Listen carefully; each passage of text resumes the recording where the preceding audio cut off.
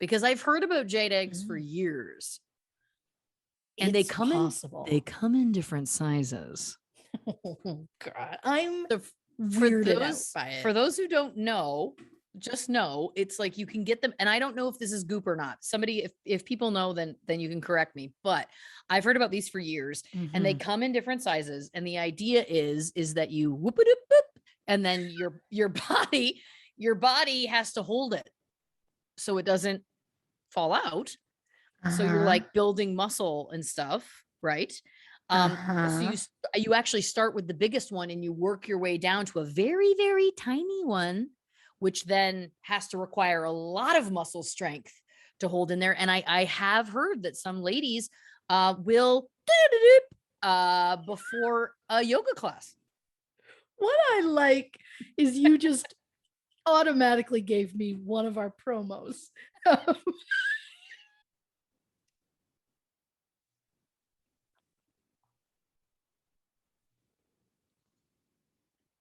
What's up, everybody? Welcome to this episode of True Crime and Cocktails, Famous Fatalities Edition. As always, I am your host, Lauren Ash, and as always, I am joined by my co-hostess with the mostess, Christy Oxborrow. How you feeling?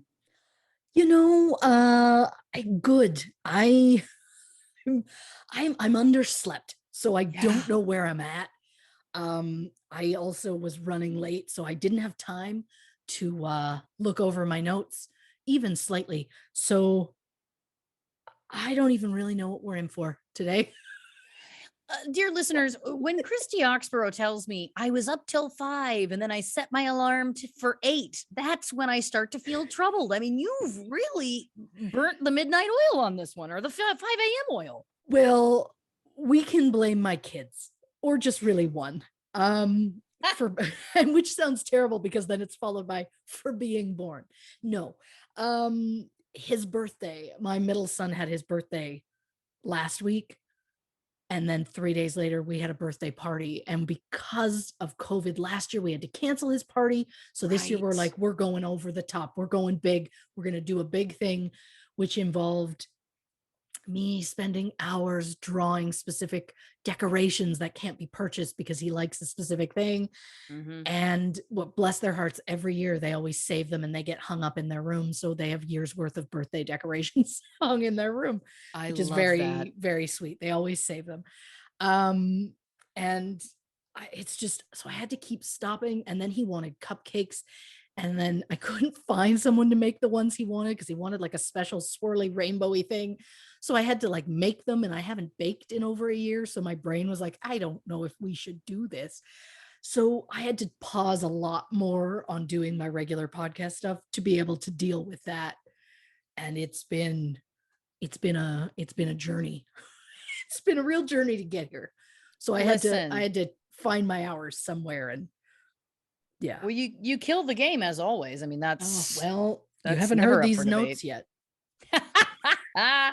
I'm so excited about this episode. I mean, very quickly, I mean, we'll chat for a second, but I do have to say, we're talking about the Glee curse, and this was your idea, I believe.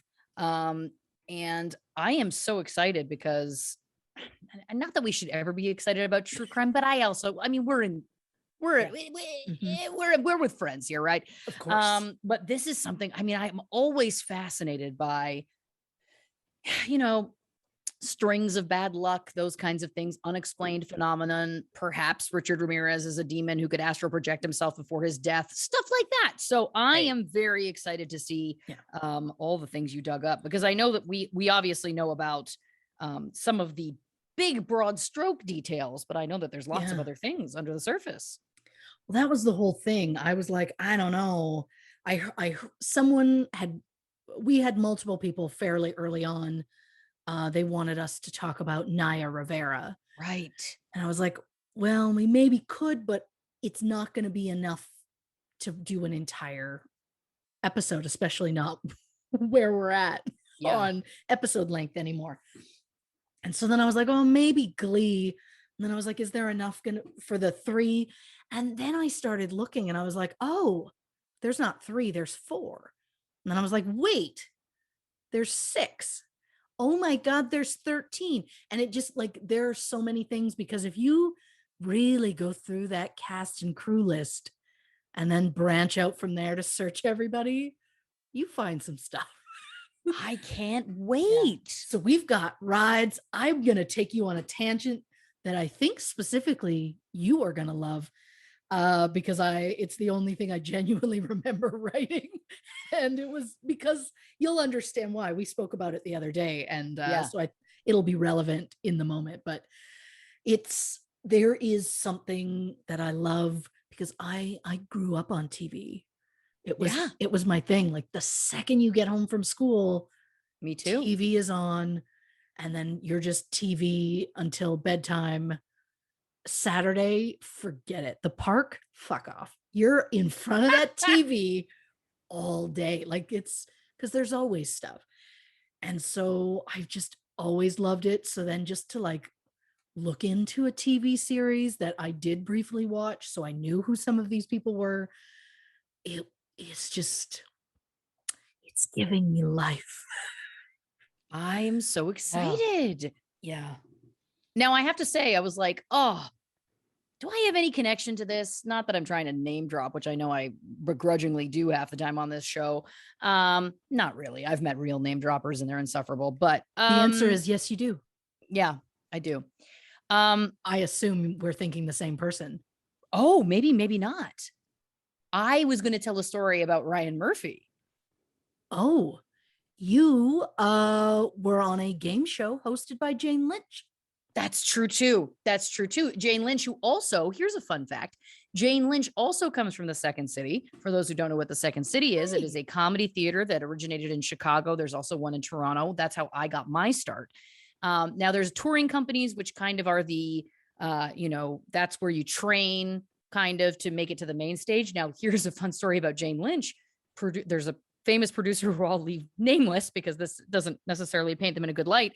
But they took Jane Lynch aside when she was in the Tourco and said, "You're never going to make main stage. So don't bother." Which is horrifying because also she's wildly talented and hilarious. But Jane Lynch, I've heard her talk about that. She was like, it was great because then I was just like, well, I'm going to go make it. And she did. So, I mean, it's a great story in terms of like being vindictive, which is something I relate to. Something we like. Of course. Yes. It's much like my high school guidance counselor told me I was throwing my life away by going into theater. And then it's like, that's the greatest motivator you've ever gotten. I was like, now I should also say in his defense, he was trying to encourage me to go into STEM, which listen, I had the math and science grades. So he was doing his job. I get that.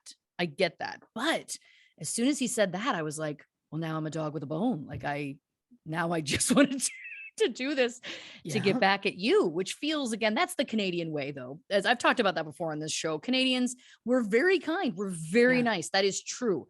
But part of the reason why we come off as so nice is that we are very passive aggressive. So we like to get one in, and I'd never say it to his face, but I'll know, No, but you'd send a specific email if you knew you'd never see him again. Right. But it would definitely be worded in a way that was like not calling him out directly, but in a way that would make him feel really bad about himself. Yeah.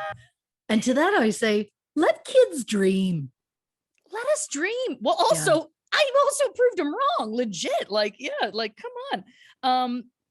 So anyway, shout out Jane Lynch, lovely woman, big animal rescue advocate, which also, of course, is near and dear to me. Every time I've been on that show, Celebrity Game Night, I think that's the name of the show. There's so many of those game shows that have similar names that I'm always worried I'm going to say the wrong one. But every time I've gone on, she is just like truly one of the nicest, always remembers you, always wants to chat. And I know that sounds odd to say, but that doesn't always happen. So it is. There's so many people I've met and I've literally said to them, I've met you again and again. No, she's the greatest, truly the greatest. And I am so happy that she again proved that person wrong and was like, okay, I may not make main stage, but I'll now become like a cultural sensation by getting on Glee and, playing Sue Sylvester, which is amazing. But no, the story I was going to tell very quickly. I heard rumblings a few years ago that they were going to be making that Ryan Murphy was going to be doing a Bill Clinton, Monica Lewinsky, right? Like, like he does all the kind of American crime Horror stories, Story, whatever. Yeah. right. Like the OJ one and everything.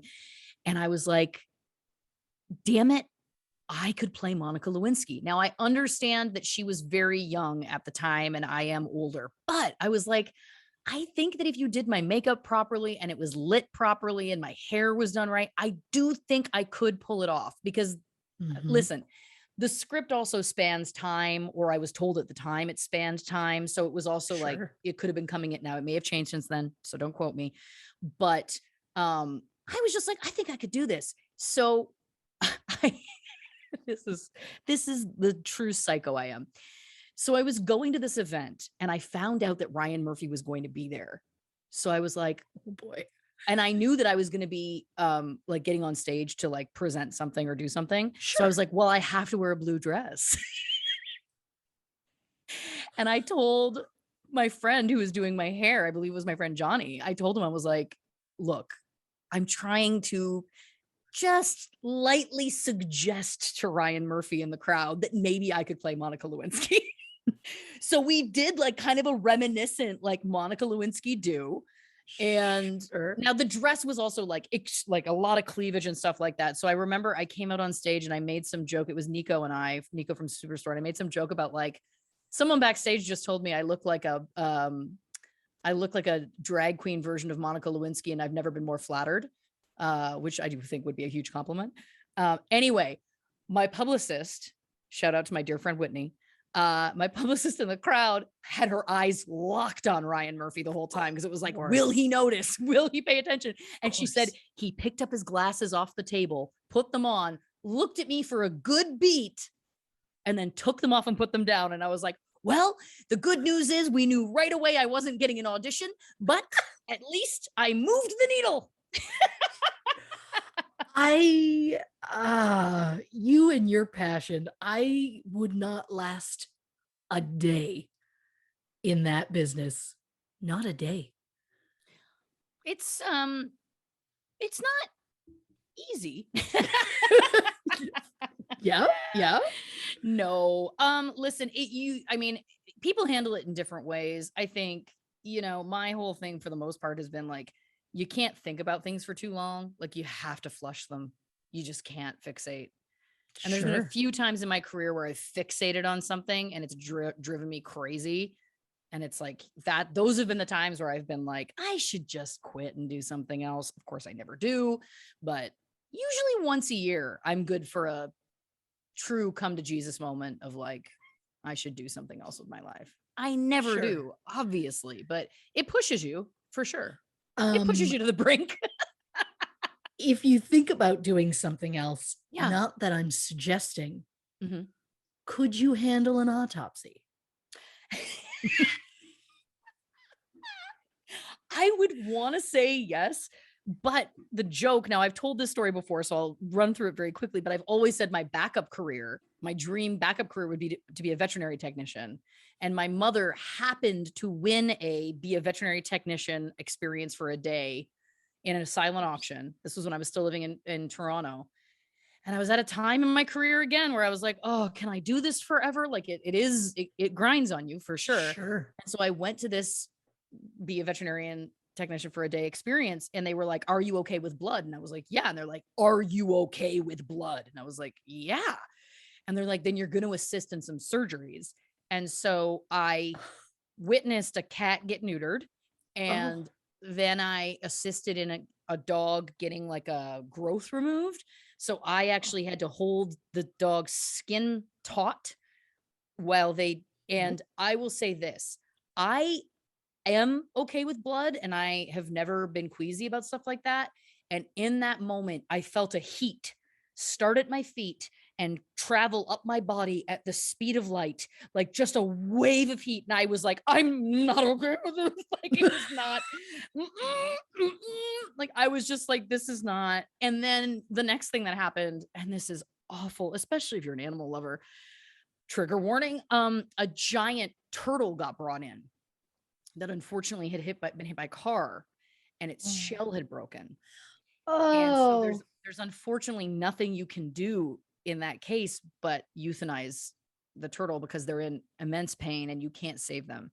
This is what I was told at the time. If I'm incorrect, please don't come for me.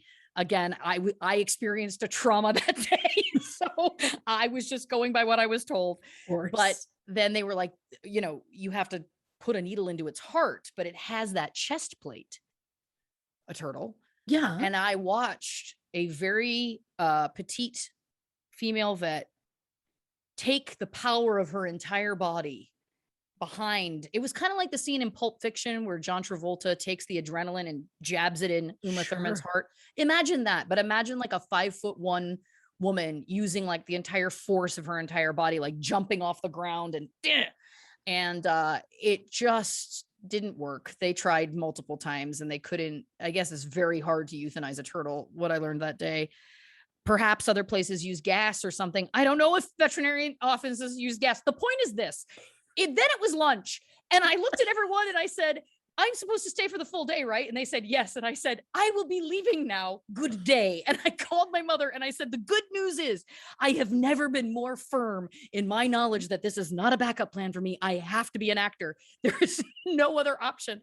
So to answer your question about the autopsies, unfortunately, no. If I can't withstand being a vet technician for a day, I don't think I could cut into a human body, but I wish I could, because youth of America, if you think you can, there is a shortage of medical examiners in this country.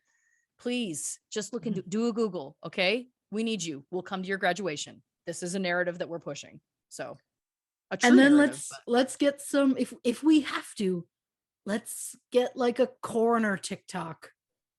They can answer questions in their TikTok videos. Or I saw a very handsome vet do TikTok videos the other day. He has one in particular where I didn't know he was a vet, but it was just him and he had a very thick beard. And it was said something like, when your girlfriend thinks you look like a lumberjack. And so then he like did the towel on the camera, pulled it back, and he had shaved. I literally gasped. I was like, wow, that's what's under there. And then I found out he was a vet. I was like, oh, okay, well, I guess we're watching these. And then to that I say, okay, so you enter to win. You're allowed to be a vet tech for a day. Why would they not just be like, okay, anytime a puppy's coming in for their first visit or their shots, that's what you do. New kitten, get in there. This is what I like about this place, is that apparently, nope, they were like, we're going to throw her in the deep end. We're giving you the real, it was like Gangsta's Paradise or what was that movie? That's not the name of the movie. Oh, Dangerous Minds. Wow, Lauren. It was like Michelle Pfeiffer in Dangerous Minds is my point. I feel like I was thrown in the deep end with like, this is an extreme situation. And figure it out. And yeah, I think when I left at lunch though, like their jaws dropped. Like they were all so shocked that they were like, but you, and I was like, honestly, I had the best day. Thank you so much. This is not like a negative. I appreciate it so much. But I'm going to go. Good for you. Good for you, because I would have wanted to leave, but I would have forced myself to stay and I would have hated every second. Yeah, it was extreme. It was extreme. But I do, again, I commend them that they were like, this is the stuff that we really deal with. But I will never unsee the things I saw that day. And I don't feel like I saw that much. And so much like we, of course, salute all our healthcare workers, especially during the past couple of years with what we've been going through. I also salute the vet workers, the vet techs, the vet assistants, the veterinarians. You do a lot to help us keep our furry friends healthy, and we appreciate you, because not all of us can do that job. I've already mentally cut a trailer or just like a clip of you that like Jimi Hendrix all along the watchtowers playing. You're coming in from an angle on a helicopter, you hit the ground, you're in Nam, but it's really instead of MASH, it's for animals. Yep. I can see it. I mean, I'm also, if we can't get Jimi Hendrix, CCR works in a pinch for Sure. any sort of Vietnam landscape. You have that playing in the background where you're like, America, we get it. They're coming. Like we watched a movie the other day and almost the entire soundtrack were CCR songs. So I was like, what's happening? It just didn't, it was like, I don't understand. It was like, that was the only thing they could think of for like they were going for a very like Vietnam feel. And that was like, well, that's the only music that existed. It's like, well, yeah, I feel like it's the only music that existed that was available probably to that studio. it's possible. Well, I'll say it. It was Kong Skull Island because Oh. I needed to see Tom Hiddleston work. And I don't regret it. Now, have you watched the Loki show? I have not. Because I feel like, do you like him as the Loki? I do. I feel, Jeff, do I? Apparently, because I feel like that would be up your alley, is my point. Oh, yeah. Yeah, that makes sense. I should look into it. You know what? I'm writing it down. Write it down. Look, I haven't watched it. Spencer watched it. I haven't watched it, but maybe you'd like it. I could see it because I mean, I've gone through, I've seen all the Marvel movies, most of them multiple times. I talk about a Marvel movie very briefly in tonight's notes. Oh, it's a real hodgepodge. I can't wait. Well, like, I don't know if I'm going to say I'm sorry or you're welcome, but we'll see where my confidence level is by the end of this. I think it's all you're welcome. Truly. I think we should also just get into it. Now, before we do, I'm just going to say I'm drinking a white wine. I wasn't going to drink today, but I'm into the Matua because I had a day. And then I was like, what are you trying to prove? Oh, yeah. Glass. Yeah. Rainbow Palm Bay. I was just going to do water, but then I was like, I'm barely alive. I've also taken to this. This is the biggest cup. I got this when I was in Las Vegas a million moons ago because we haven't been anywhere in years. But I've taken to using this as my water cup now. And for some reason, because it's so big, I never lose it. Because I think normally part of my problem is that I misplace or I put it somewhere or whatever. This honker, good luck. Good luck. And it's keeping you hydrated. I'm trying. I'm really trying. I think you're nailing it. Bless your heart. Well, let's get into it. We're talking, of course, as I've already teased, the Glee curse. For some backstory, for those of you who aren't familiar, Glee was a musical TV series that followed a fictional show choir made up of a ragtag group of high school students. Since its premiere, several tragedies and scandals have befallen the cast. During the show's fourth season, cast member Corey Monteith died tragically at the age of 31, which made people wonder, could Glee be cursed? Since Corey's death, the show has seen the loss of 6 other members of their own, as well as numerous scandals, arrests, and marital troubles. So buckle up as we deep dive the infamous world of Glee, from legal disputes and misconduct to shocking deaths and sexual I got so excited about how you worded this. I'm going to back up because it's so good. So buckle up as we deep dive the infamous world of Glee, from legal disputes and misconduct to shocking deaths and sexual transgressions. We'll give you all the info that you need so that you can decide once and for all, is there really a Glee curse? Oh, I would have liked to have been hired to do that voiceover. You know what I mean? That was nice. You are too kind. And I'm going to say this. I'm probably going to end up messing up names and pronunciations. Some of them, I got so scared. I went on YouTube and found went for interviews where I could hear someone say their name as they were coming out or whatever. And there was one particular gal that we talk about later. And unfortunately, the only clip I could find involved James Corden. And he was just like, so beyond irritating that like he kept saying like, oh, your name should be pronounced like this, it's better. And then he just kept saying it. He was like, no, it's better this way. It's better this way. It's your new name now. And she was so uncomfortable. And she was like, no, probably not. And he was just like, oh, well, it's the right way. And it's like, or shut your fucking face and go back to the UK. No, the UK don't need him either. Wow. Go to Kong Skull Island. Yes. That's where I'm at. Yes. That's the thing. She's a little extra spicy. She's a spicy girl. Tell her what she likes. I don't know. I'm one glass in. Good luck, everybody. See you on the other side.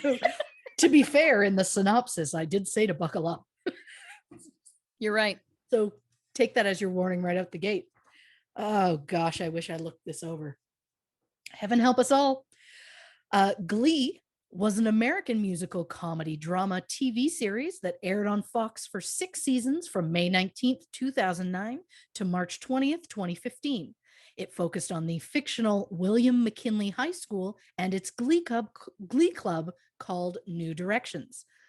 Throughout the show's 121 episodes, there were 754 musical performances. Ryan Murphy, one of the series' creators, chose the songs for these performances, which he claimed were done to maintain a balance between show tunes and chart hits. A series of Glee albums have been released by Columbia Records, with over 12 million albums being sold worldwide. In January 2012, the series became the 8th best-selling digital artist of all time, surpassing 42 million single sales. Wow. Yeah. I didn't see that part coming, but me neither. We're all about learning. The music has been so popular, in fact, that there were live concert tours featuring the cast, as well as Glee, the 3D concert movie. There's also been an iPad app and karaoke games released for the Wii. Overall, Glee was well received, as it earned a total of 194 award nominations and 78 wins, including back-to-back Golden Globes in 2010 and 2011 for Best Television Series, Comedy or Musical, and the 2010 SAG Award for Outstanding Performance by an Ensemble in a Comedy Series.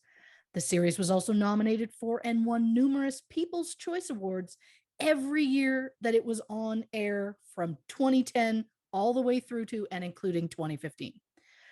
Numerous actors have won awards for their work on the show, including Best Supporting Actor and Actress for series regulars Jane Lynch and Chris Colfer. Outstanding guest performance in a comedy series has gone to series guest stars such as Neil Patrick Harris, Kristen Chenoweth, and Gwyneth Paltrow. And while Glee grew a large following, it is also associated with a dark side. An unusual number of tragedies and scandals have plagued the cast, and every time something new happens, conspiracy theorists are more and more convinced that Glee is cursed. Now, I've seen people touch on the idea of the Glee curse before, and it usually just involves the death of Mark Salling and Naya Rivera and Corey. I was going to say Monteith. What did I say? I believe you did like a Monteith or something. Don't trust me. Okay. Don't ever trust me. Okay. But I refused to merely scratch the surface, so I looked into the full cast and crew, including guest stars, on the hunt for something juicy. And I ended up finding scandals, controversies, legal troubles, marriage issues, and even more deaths. When I was texting Lauren while researching this episode, I told her if I had to sum it up, I would simply say it's just death and gossip. And deep down, maybe that's all we genuinely want to hear about. Yeah. So we're going to go all over the place. We're going to learn some stuff. We're going to have some laughs. We're going to probably get super sad later, because the stuff just gets worse as we go further down. But before I can truly fully dive into this, I have to start off the top by mentioning Matthew Morrison, who played Spanish teacher and Glee Club director Will Schuester. From what I've read, people hate this guy. I've heard that too. Everyone assumes he's done something wrong because he has a vibe. And I think it stems from the fact that his character on Glee really just overstepped and was at times really inappropriate with his students. And it turns out that I couldn't find any lawsuits or legal issues. I did find that Matthew is a tad tone deaf at times. After Mark Salling died, Matthew posted a picture of on Instagram that was a photo of himself between Corey Monteith and Mark. His caption was a sad emoji between two angel emojis. And Mark had some questionable legal problems prior to his death, which we will get into much later. So it just felt like a really odd choice. And then when Naya Rivera went missing, he posted a photo of her with the caption, "I'll say a little prayer for you," which is a lyric from a song that she performed on the show. Again, not the worst by any means. But then he went on Inside the Actors Studio and he was asked, what would he be if he wasn't an actor? And in complete earnest, no laughter, no jokes, no nothing. He just, without hesitation, a gynecologist. What? Yeah. Oh, no. Yeah. See? Nope. A vibe. I don't know if it was supposed to be a joke or not, but you can see why people feel like something is off about this guy. And apparently in 2013, Matthew ended his engagement with Chriselle Staus, I believe it is, saying the breakup was amicable. He said he felt pressure from society to propose to her after only a year. And then as soon as he proposed, he knew in his heart it wasn't right. So then soon after, he broke up with her. However, when Chriselle is asked about this, she said, quote, these are all her words, "I didn't know who I was at 25, and I didn't know what I wanted, because actually, if I ended up with the person I was with when I was 25, I would want to kill myself. You can Google that. You were a dick. Sorry." So I don't think it was that amicable, Matthew. Doesn't sound like it, does it? No. So I get why the internet has a dislike for this guy, but sadly, I have nothing legal to report about him. But believe me, dear listeners, I looked harder in that one than anywhere else in this whole thing. I did also look pretty hard into Harry Hamlin because he was a guest star, and I got a vibe. I was like, maybe. No, he had like a really like petty arrest in the 70s, and other than that, it was like, who didn't? I love when that happens, and it happens more and more often than not. So other gossip that I learned about Glee involves Robin Trocchi, who played Jean Sylvester, the older sister to Jane Lynch's character Sue Sylvester. Robin was one of 3 actors with Down syndrome that was cast on the show, which is great for representation since Down syndrome hasn't been prevalent in TV since Chris Burke in Life Goes On. Chris played Corky Thatcher on the show from 1989 to 1993. I mean, come on, who didn't watch Life Goes On? Oh. Representation side note. Oh, fabulous. The National Down Syndrome Society said that representation from TV shows helps to generate interest in their website, research, and fundraising. And it said that their website saw a 10% increase in traffic in 2010 after the introduction of a character with Down syndrome on Glee. That particular character was Becky Jackson, who was played by Lauren Potter. So Robin's character, however, was written off the show after Robin was diagnosed with Alzheimer's.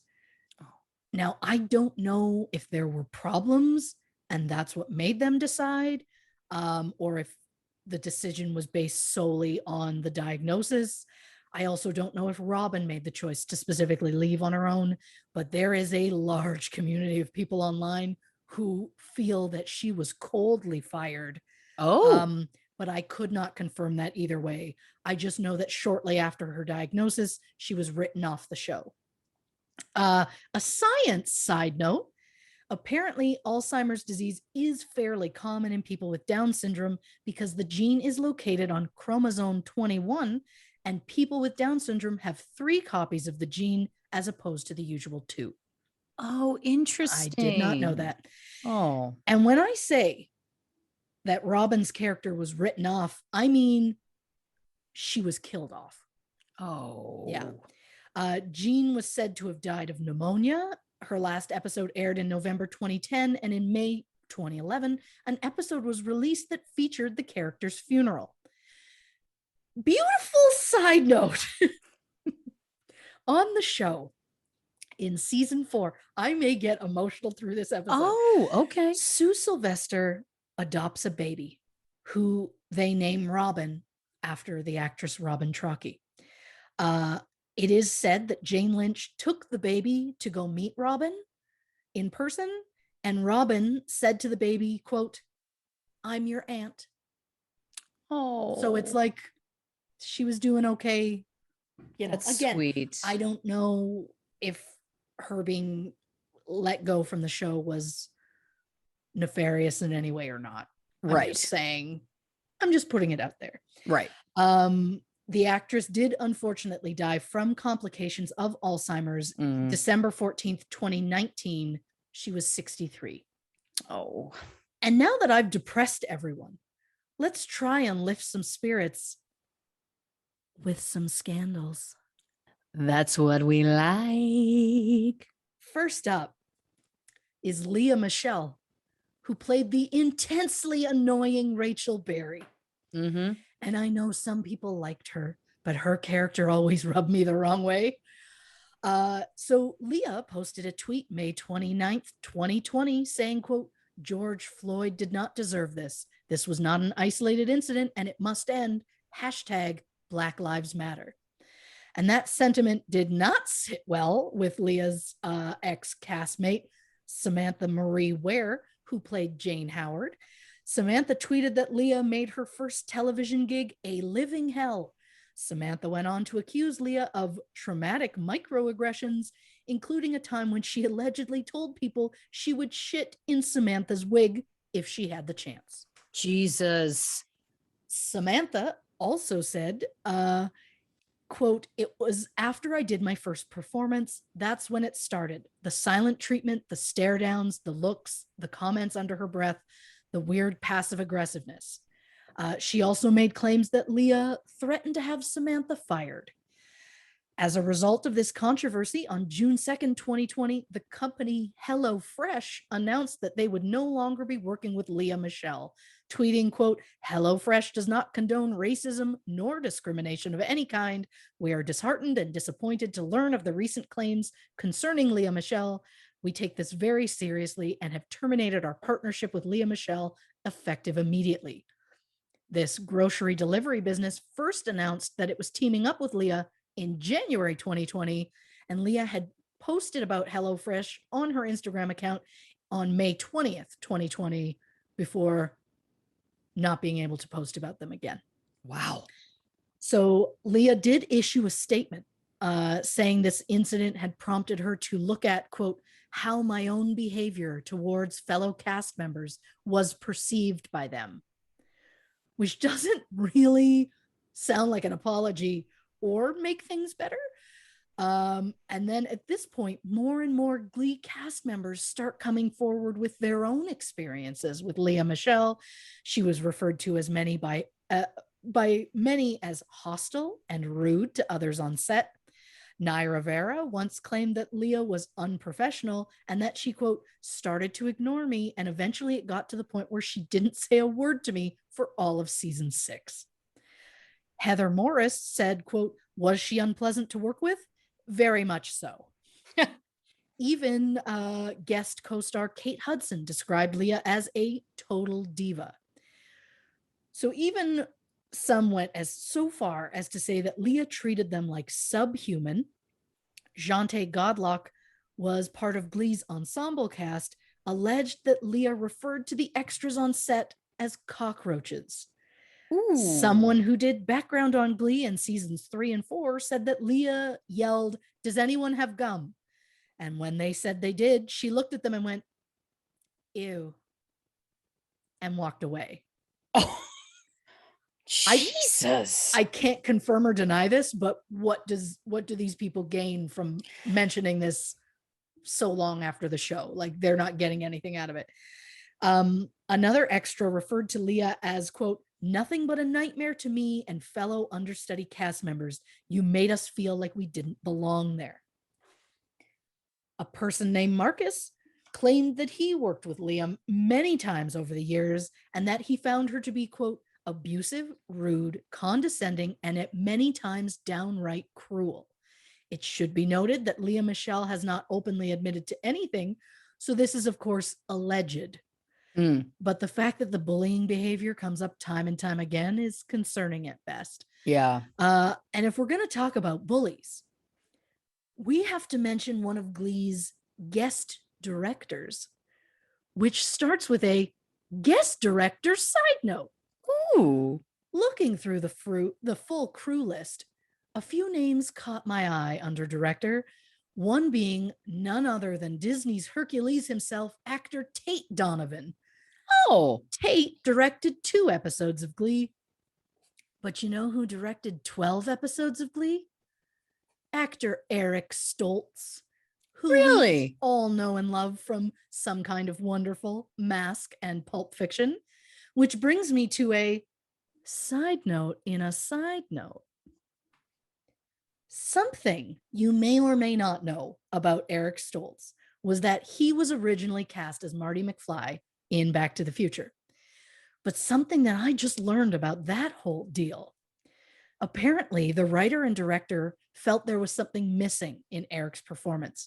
They felt he was a great actor, but he was missing that certain, quote, screwball energy that they were looking for. So they talked to someone at the studio and they said they'd like to replace Eric with Michael J. Fox, who was their first choice for casting all along. Right.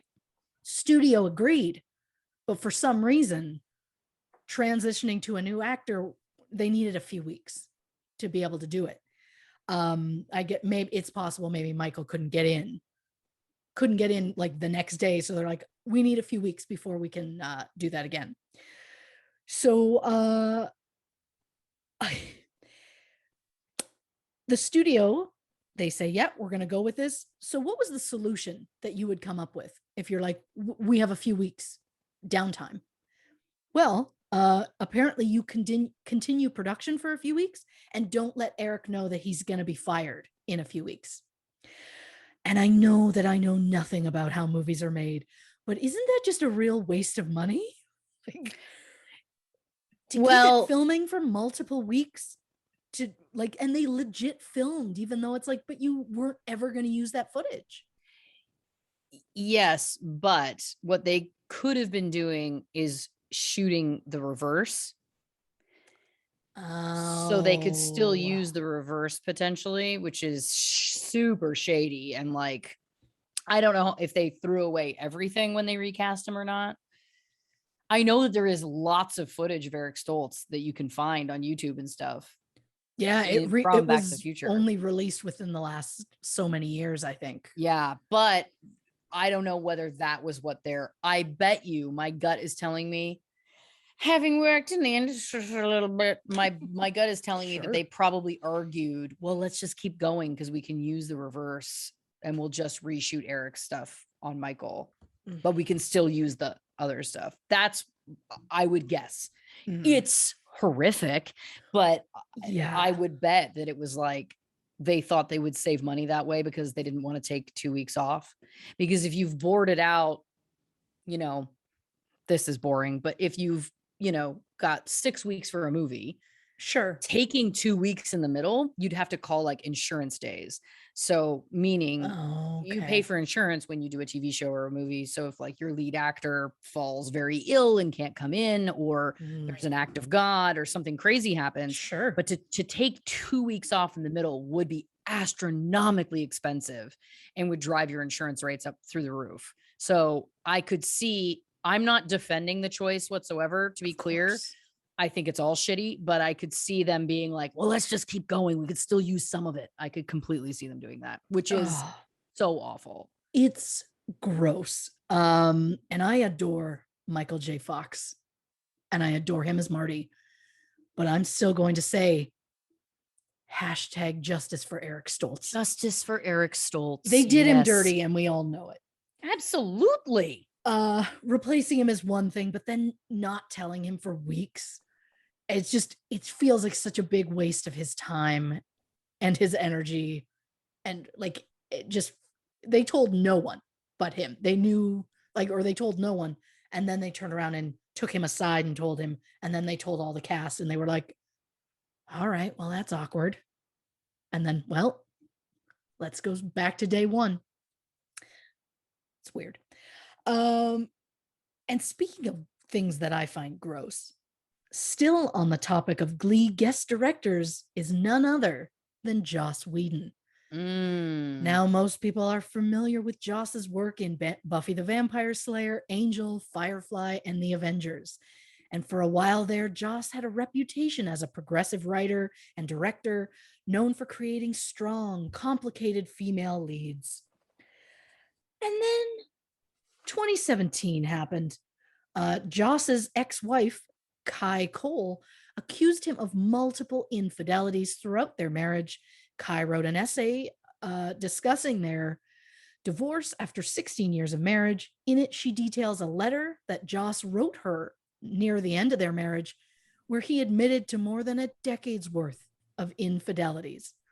The letter allegedly stated, quote, "As a guilty man, I knew the only way to hide was to act as though I were righteous." And quote, "It's not just like I killed you, but that I'd done it subtly over years, that I'd been poisoning you, chipping away at you." I don't like that either. No. Kai claims that Joss admitted to multiple affairs and a number of inappropriate emotional ones that he had had with actresses, co-workers, fans, and friends. One of his quotes allegedly was, quote, "When I was running Buffy, I was surrounded by beautiful, needy, aggressive young women." Oh. And quote, "Suddenly I'm a powerful producer and the world is laid at my feet." Kai said that Joss deceived her for 15 years and that she believed he was one of the good guys. And honestly, I bought it too, because I used to adore him because I was obsessed with Firefly. Shout out Nathan Fillion and Alan Tudyk because I can. Yes. And now I'm finding out that Joss describes himself as, quote, "woke bae." And to that I say, grow the fuck up, man. You're so bald. Stop trying to be woke bae. Like, nobody should be woke bae. That's terrible. So right before the first Wonder Woman movie premiered, a script was leaked. It was apparently written by Joss in 2006 and thankfully was thrown in the trash. And while I haven't personally read it, from what I've heard, it was incredibly sexist. It was also described as gratuitously horny, objectifying, and just very cringy, which is not really what you want for a Wonder Woman movie. No. At one point in the script, Wonder Woman is described as, quote, "To say she's beautiful almost misses the point. She is elemental, as natural and wild as the luminous flora surrounding. Her dark hair waterfalls to her shoulders in soft arcs and curls. Her body is curvaceous, but taut as a drawn bow. She is barefoot." Like, so fucking gross. Another gross one, quote, "Then she moves her back leg and turns fluidly, a curve rippling up her body as she folds into a dance that is sensual, ethereal, and wickedly sexy." Again, I can't possibly stress that these are not the words we use to describe Amazon warrior Wonder Woman. Well, it's also just like not, it's also somebody who's like overwriting. Like, it's like, we don't need all that in general. No. It's also been said that Joss went too far as he put the main focus on the male characters as opposed to the woman who the movie was named for. Joss was asked a year after the script leaked and said, quote, "I don't know which parts people didn't like, but I went and reread the script after I heard there was a backlash. I think it's great." Oh, I'm sure he did. I'm sure he did. Now, you know my Joss Whedon story, right? Do I? Did I ever tell you this? It's possible. Look, we're in it now. Yeah, we're in it now. I've never talked about this publicly. I barely talk about this to anybody. Long story short, I was somewhere that he was, and there was a movement to go to another place, like another bar. Yeah. And there was a group going. So I was like, great. And then when I got there, the only people who went was he and I. Right. This is familiar. Now, anyway, long story short, there's nothing really to report. He was very nice to me, and there was nothing untoward, and it was fine. But it was one of those things where I was like, well, I feel like I have to spend at least like a half an hour, I guess. Like, it was like, but this is exceptionally odd, you know. It's so rude. If you say you're all going somewhere, everyone go. Everyone go. Come on. Look, as much as I would have liked a little extra, for my notes, I'm happy he didn't try anything. There you go. I'll say that. Me too. And just when you think that Joss is already just too much, oh no, he's just getting started. Oh, there's more. In 2017, Zack Snyder was directing Justice League, but he chose to step back for family problems. I believe it was the death of his daughter. I could be wrong. So Avengers director Joss Whedon steps into the project. The project's nearly finished, supposed to be a small job, but Whedon comes in, decides we're going to do a ton of reshoots, changing so many things that he ended up getting a co-writing credit at the end of the film. And the reshoots ended up costing millions of dollars and so many issues, as the devilishly handsome Henry Cavill had grown a thick mustache for his next role in Mission Impossible Fallout. But when Joss needed Henry for reshoots, the mustache posed a problem. And in the end, the visual effects team for Justice League had to digitally remove Henry's mustache. And to say it was a terrible choice is being very kind. Yeah, very kind. How do you do something so awful to that face? Just stop it. Wow. Just stop it. Oh, God. I guess Blanche came too today. I knew she would. She always does. And then in July 2020, Ray Fisher, who played Cyborg in Justice League, accused Josh of, quote, gross, abusive, unprofessional, and completely unacceptable behavior towards the cast and crew. Ray also claimed that, quote, race was just one of the issues with the reshoot process. There were massive blow-ups, threats, coercion, taunting, unsafe work conditions, belittling, and gaslighting like you wouldn't believe. Ray's first supporter was Justice League castmate and all-around dreamboat Jason Momoa, who suggested that a proper investigation needed to be done by Warner Brothers. Jason also claims that a story that Jason would be voicing Frosty the Snowman in a live-action Warner Brothers movie was fake and intentionally dropped the same day that Ray tweeted about Joss in an attempt to drown Ray's tweets out. Oh, that's interesting. I hadn't heard that before. Jason said, quote, I just think it's fucked up that people released a fake Frosty announcement without my permission to try to distract from Ray Fisher speaking up about the shitty way we were treated on Justice League reshoots. Serious stuff went down. It needs to be investigated and people need to be held accountable. Even Gal Gadot admitted to having issues with Joss on set. Gal said, quote, he kind of threatened my career and said if I did something, he would make my career miserable. Oh, and it turns out all she had to do was sing Imagine. No, we love her. And Justice League wasn't the only Joss set with issues. Another of Ray Fisher's supporters was Charisma Carpenter, who played Cordelia in Buffy the Vampire Slayer. And in Angel, I suppose. Charisma tweeted her feelings about Joss with the added hashtag I stand with Ray Fisher. Charisma alleges that Josh, quote, created hostile and toxic work environments since early in his career. And apparently some of those Buffy co-stars all agreed. Michelle Trachtenberg, who played Buffy's sister Dawn, said there was a rule that Joss was, quote, not allowed in a room alone with her again. as his behavior with her as a teenager was, quote, not appropriate, very not appropriate. Even Buffy herself, Sarah Michelle Gellar, responded to Charisma's post with, quote, while I am proud to have my name associated with Buffy Summers, I don't want to forever be associated with the name Joss Whedon. Wow. And that she, quote, stands with all survivors of abuse and is proud of them for speaking out. Then Charisma said that Joss fired her from Angel after she became pregnant, which is such bullshit because so many shows and movies work around an actress's pregnancy. It's doable. Mm-hmm. But this bastard decided to write her off the show. He went so far as to kill off her character so she wouldn't be able to come back. Charisma said that Joss, quote, has created hostile and toxic work environments. We've already covered that. Charisma, again, didn't look through her notes, also stated, quote, the disturbing incidents triggered a chronic physical condition from which I still suffer.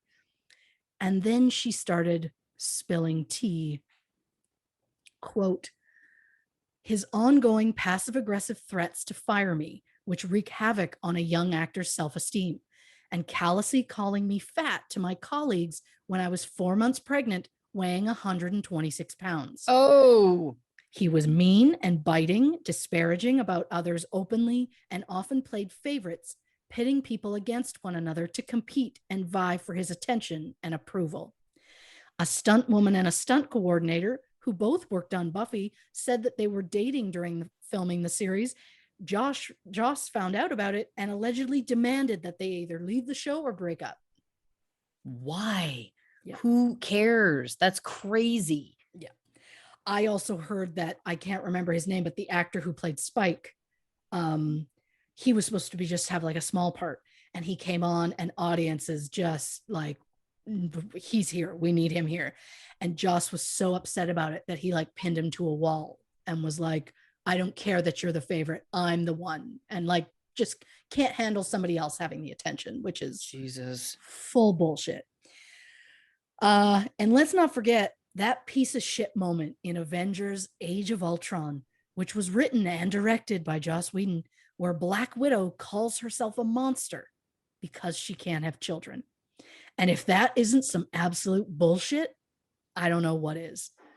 Soon after receiving a completely justified backlash for that one, Joss left Twitter, although he refused to admit that those two things were connected. But because I'm tired of talking about Joss and how gross he is, I'm going to move on to another gross scandal, and that is a nude photo leak. And while the idea is just gross in general, not only did it happen to one cast member, it happened to 4. Wow. In 2010, nude modeling photos were leaked online of Heather Morris, who played sweet but naive cheerleader Brittany Pierce. In 2012, Heather was targeted a second time. Heather said, quote, to say I was mortified is an understatement. My body was and still is part of my job, and I felt I couldn't even walk around my workplace without thinking everyone was seeing every single piece of me. Heather also allegedly received a couple of snide comments from co-stars about the photo leak. I am just going to assume one of those co-stars anyway, because again, I gotta be in my bonnet about her, and I don't know why. Of course. In 2014, Melissa Benoist. Now look, the Canadian in me wants to say her last name is Benoit. Yeah. But I went and watched YouTube videos of her saying her name so I could pronounce it the way she wants it pronounced. And she says Benoist. And I was telling Lauren this earlier. The only one I could find quickly that was saying her name, it was a James Corden show. And she said, like, he was like, what are some of the mishearings that you like? What are some of the mispronunciations you hear? And she's like, oh, we get Benoit a lot. And he was like, oh, that's so much better. And he wouldn't let it go. And he was like, Melissa Benoit. Oh, that's so much better. You should do that. And she was just like, no, I'm probably going to keep it the way it is. But he just wouldn't let it go. And it's like, well, why don't you and Joss Whedon just go in a circle jerk on an island somewhere? It's a small circle jerk, but it's all they need. Well, when you combine their egos, there's a ton of people there. Hello. Yeah. God. Sleepy Christy is spicy Christy somehow? On fire. I don't know what's happening to me. Yep. So Melissa Benoist, who played Barley Rose, had her private photos leaked online, which was part of a massive hacking scandal that also included celebrities such as Jennifer Lawrence, Kate Upton, Ariana Grande, and Victoria Justice. Melissa tweeted, quote, "Incivility should not be supported," and included a link to a TED Talk on clickbait news, which I liked. Becca Tobin, who played Kitty Wilde, was also a victim of a hacking scandal. However, she handled it a little differently than her co-stars. Pictures of her were leaked of her showing her decorating a Christmas tree while she was naked. She tweeted just "Merry XXXmas," which I really loved. And kudos to her for being like, what are you going to do? I respect it. I would have thrown every computer into the sea that I could find and just moved to an island that had no Wi-Fi and wouldn't have lasted a day. Wouldn't have lasted an hour. So I'm impressed how she handled the situation publicly. I'm still feeling a large, overwhelming urge to get the blankets. Of course. In 2017, Diana Agron, who played cheerleader Quinn Fabray, became the most recent Glee cast member to be the victim of celebrity nude photo hacks. Other celebrities in that particular hack were Rosario Dawson, Miley Cyrus, and Suki Waterhouse. Shout out to Suki Waterhouse, only because I've had a crush on your boyfriend for so long, so good for you. And Who's good for him for having Robert Pattinson. Oh, of course. Excuse me. Oh, and also, how is he? Because we're not getting info about him. There's no COVID, news. And we heard nothing. There's no updates. I know.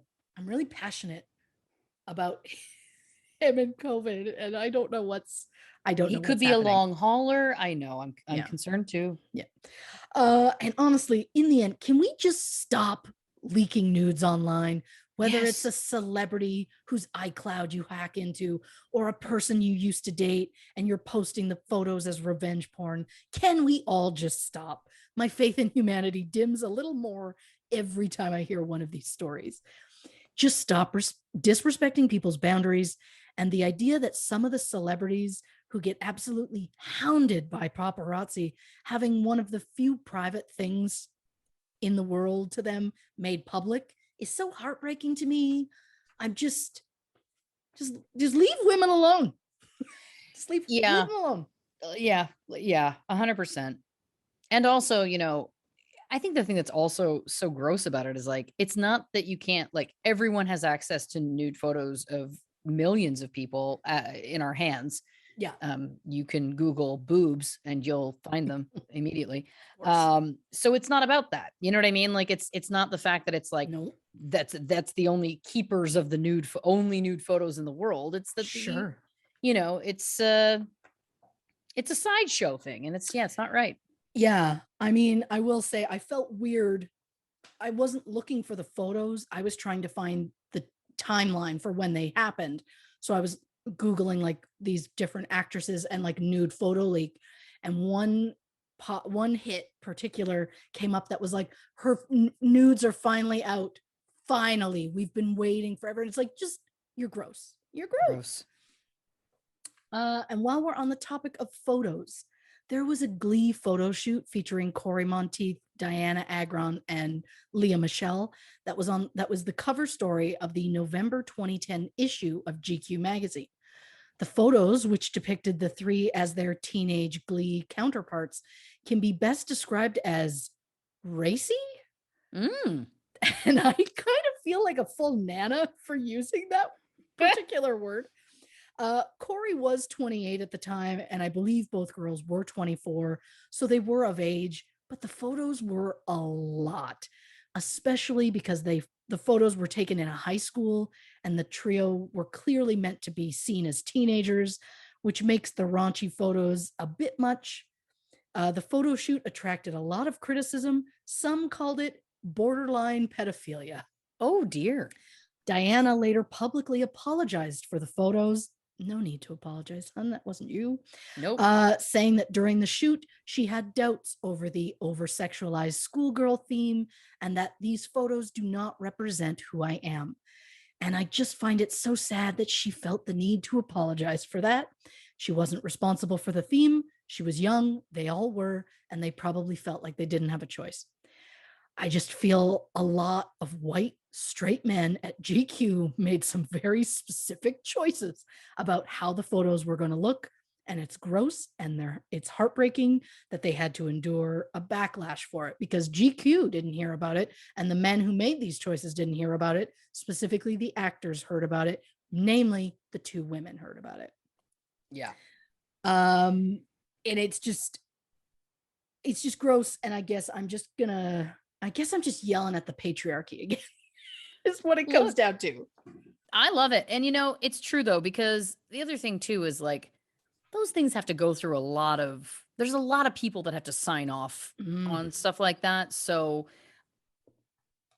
you're also in a position too, it should be noted, like they were all on, now forgive me if I'm, misrepresenting the trajectories of their careers. As far as I remember, that was a big show for all three of those actors. I don't think that they had roles that big to that point. No. You do not have a voice at that point. And I know that people would say like, you always have a voice. And I think now in 2021, people are feeling more empowered in those ways.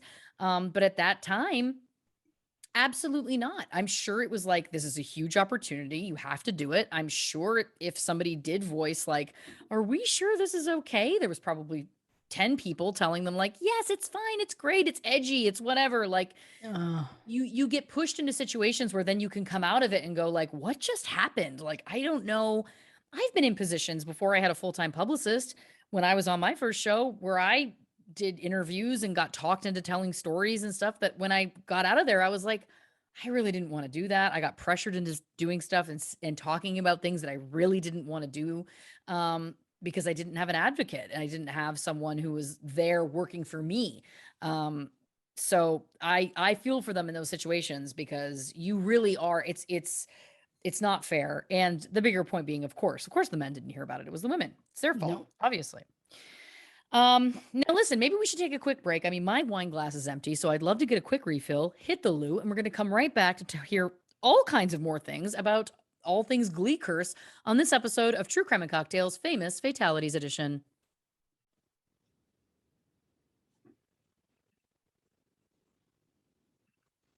Welcome back to this episode of True Crime and Cocktails Famous Fatalities Edition. Of course, we are talking about the Glee curse. We left off talking about the patriarchy, misogyny, all of our least favorite things in the world. Where are we headed now on this journey? Well, we did some scandals. Yes. We did some controversies. Yes. Now we're going to get into a bit of a heartbreaking section of the marriages that didn't survive Glee.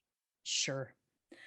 And I know that divorce isn't exactly true crime, but some of them involved a bit of a scandal, so run with me.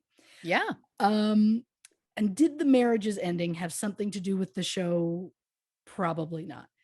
But when I deep dive a case, I go all in. Of course. So while, and I'm going to say her name wrong because I didn't think to look it up, both Jessalyn Gilsig and Jane Lynch both went through divorces during their time filming Glee in 2013. They're not the marriages that I want to focus on. Sure. First, there's Diana Agron, who married Mumford & Sons guitarist Winston Marshall in a private ceremony in Morocco in 2016. Diana and Winston publicly announced a separation in August 2020. It was later said that they'd actually been living apart for a year, but no reason was ever given for the split. And while they haven't officially divorced yet, it has been said that Diana is dating someone new. Really? Uh-huh. And I don't know who. She has not said, but she's also, there have been posts of her and a woman. So I don't know. Fans are freaking out in the best way. Of course. She hasn't said one way or the other. Okay. And honestly, whoever she is dating, I hope that they are a decent person. And while I'm sure that Winston was fine, as I've heard nothing negative about him, I've just heard so many lovely stories about Diana that I just want nothing but good for her. Not to mention, she's already been through enough. Oh. Such as in 2011, Diana had to go into hiding after her breakup with actor Alex Pettyfer, who was her co-star in the sci-fi movie I Am Number 4, which also stars Timothy Olyphant, who I adore, and I haven't raved about him on the podcast yet. So just allow me a small moment. The fact that he hasn't been the male lead in hundreds of rom-coms is a travesty to me. I just wish Hollywood would start seeing eye to eye with me on casting. But again, I've felt the same way about Jack Black for years. Just like, sorry, Blanche. Yeah, just let Blanche cast. Of course. Oh my God, those movies would be so beautiful. You couldn't look at them the whole time. Yeah. Which would defeat the purpose. But back to our topic at hand. Allegedly, Diana checked into a hotel under an alias after a heated phone call with Alex where he threatened her. This happened about 2 weeks after Diana moved out of the apartment that they shared. Leading up to Diana hiding, Alex allegedly went into a rage at an LA nightclub where he accused Sebastian Stan of having an affair with Diana. And the joke's on Alex because Diana didn't hook up with Sebastian until after they broke up.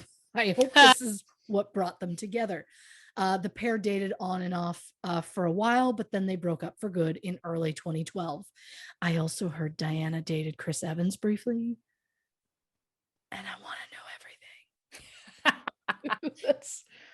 I get that. That's just me. And unfortunately, another cast member had to deal with fearing their own partner, and that's Melissa Benoist. During her time on Glee, Melissa met fellow castmate Blake Jenner, who played Ryder Lynn. The couple got engaged in 2013 and reportedly married in 2015, although some sources say they secretly married in 2013. But Melissa filed for divorce in 2016, citing irreconcilable differences. The divorce was finalized a year later, and while a short marriage, especially for someone so young, might be sad enough on their own, some darkness has come up about the couple's life together. Trigger warning for those who need it, involving intimate partner violence. Melissa took to Instagram to post a 14-minute long video in November 2019 that involved her past experience with intimate partner violence. In the video, she does not name her abuser, but describes him as charming, funny, manipulative, and devious. Things started with her partner's possessiveness and jealousy, escalated to violence just months into the relationship. Melissa detailed being repeatedly punched, slapped, choked, dragged by her hair, and slammed into a wall so hard it broke the drywall. During this video, Melissa mentioned an eye injury that during an interview with Jimmy Fallon in 2016, she claimed was due to her being accident prone. The injury, it turns out, was the result of abuse that she'd been subjected to in this relationship. Allegedly, in 2015, Blake and Melissa got into an argument that escalated. He was standing in the hallway. She was in their bedroom. Blake threw his phone and it hit her in the face. Oh, God. The incident led to a torn iris that nearly ruptured her eyeball. Melissa says that her left eye is permanently damaged. Throughout the video, Melissa never said Blake's name or gave dates, but the internet was pretty quick to assume she was referring to her ex-husband, Blake Jenner. And then in October 2020, Blake responded and admitted the abuse was real. Blake posted, quote, "Over the past 11 months, I've been thinking about how to address a personal situation made public in late 2019. Throughout that time, I reflected on a period in my life that I had previously kept in the darkness out of shame and fear, but I know this is something that needs to be addressed, not just publicly, but also privately with the individual directly affected with myself." Blake went on to say that he fell in love with a woman when he was 20, and their relationship was the product of two broken people who were, quote, rooted in codependency. Okay. Yeah. Mm-hmm. He's going to lose me pretty quick. Just know that. Yeah, he is. The couple allegedly went through therapy to work out their issues and their toxic relationship. Blake claimed that there was, quote, mental, emotional, and physical abuse inflicted from both ends. Blake claimed that near the beginning of the relationship, he had to pass on certain acting jobs because of jealousy of prospective female co-stars.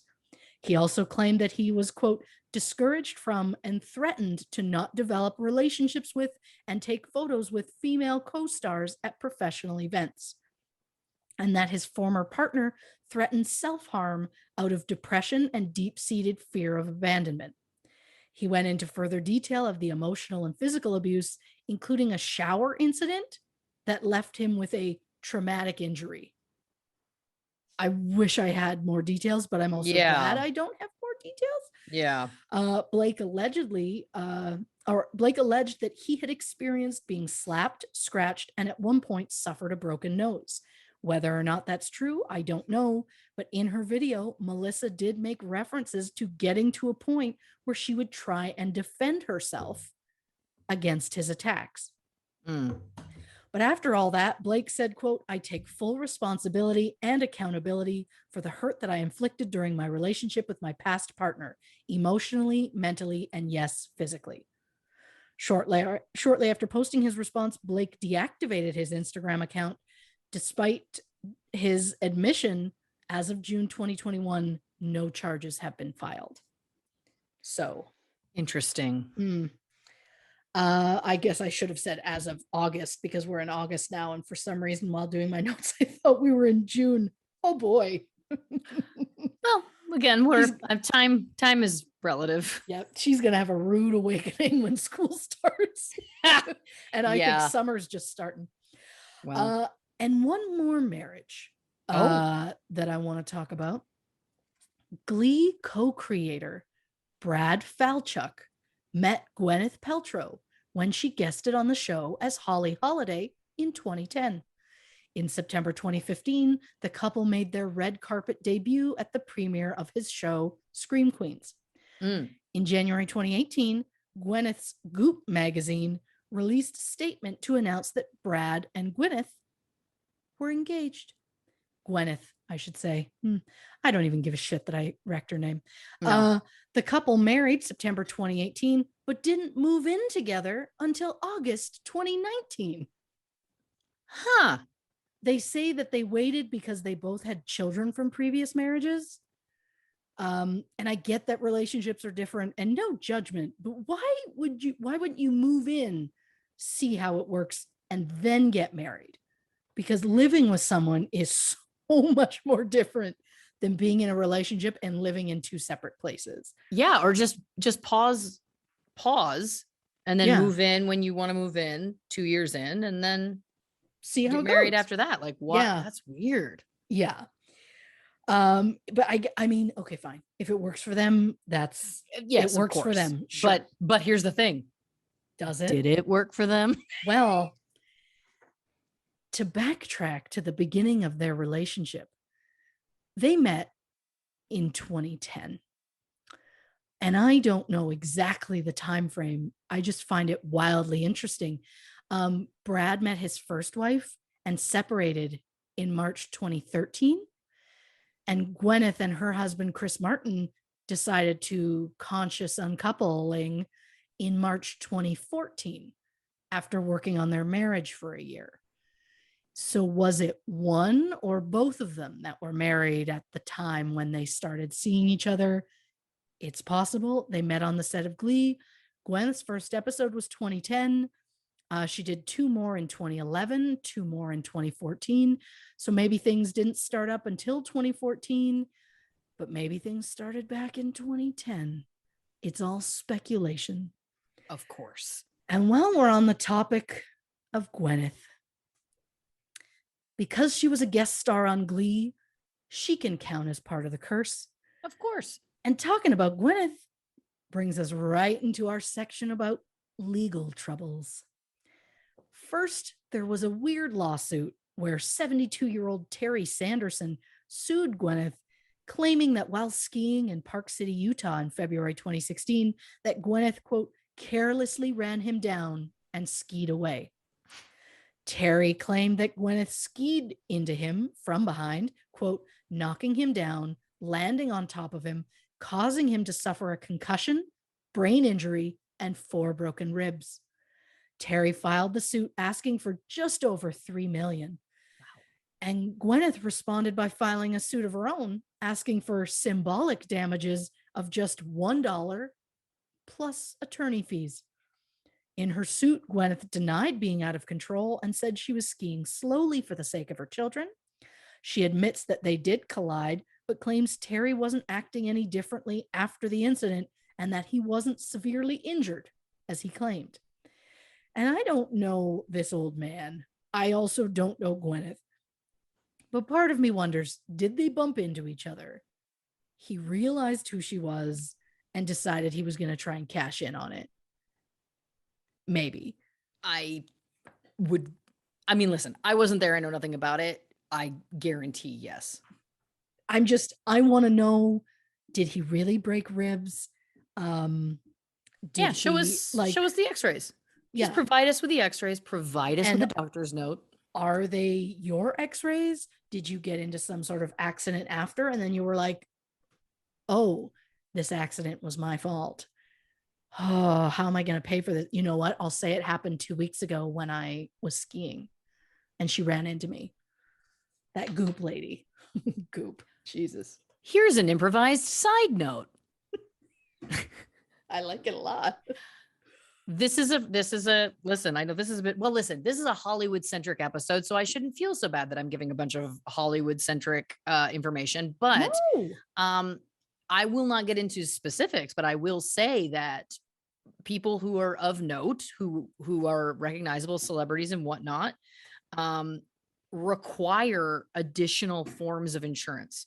So someone like Gwyneth Paltrow would require insurance basically just to walk around the world, because it's so prevalent that stuff like that can happen, where someone will, you get into a fender bender, they see that it's Gwyneth Paltrow and they go, oh, well, she's rich, so I'm going to all of a sudden be like, my neck hurts or whatever.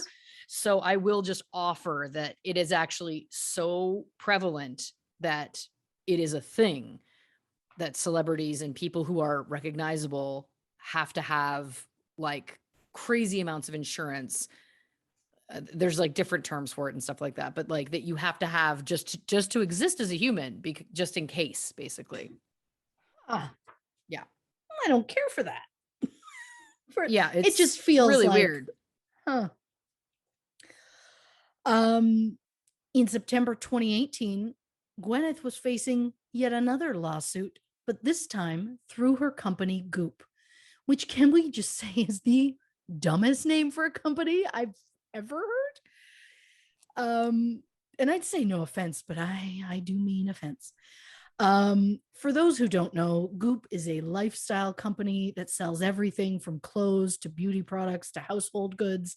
They also sell truly insane products, such as the candle that supposedly smells like Gwyneth's vagina. I would like to know who came up with that idea. And a magic egg that you insert into your body that helps with certain ailments. And as ridiculous as this stuff sounds, it sells out.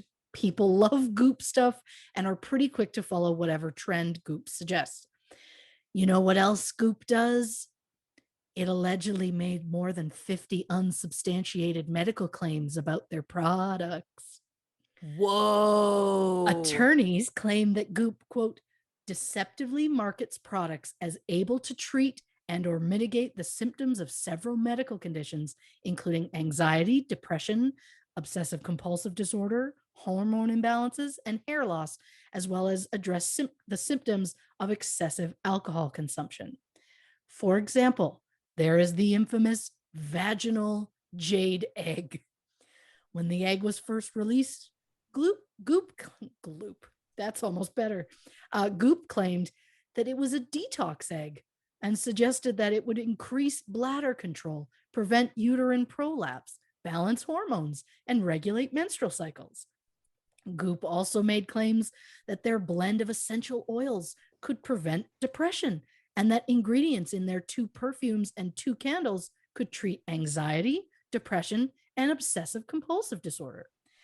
And not only was the company lying about the effectiveness of their product, they were also charging insane amounts.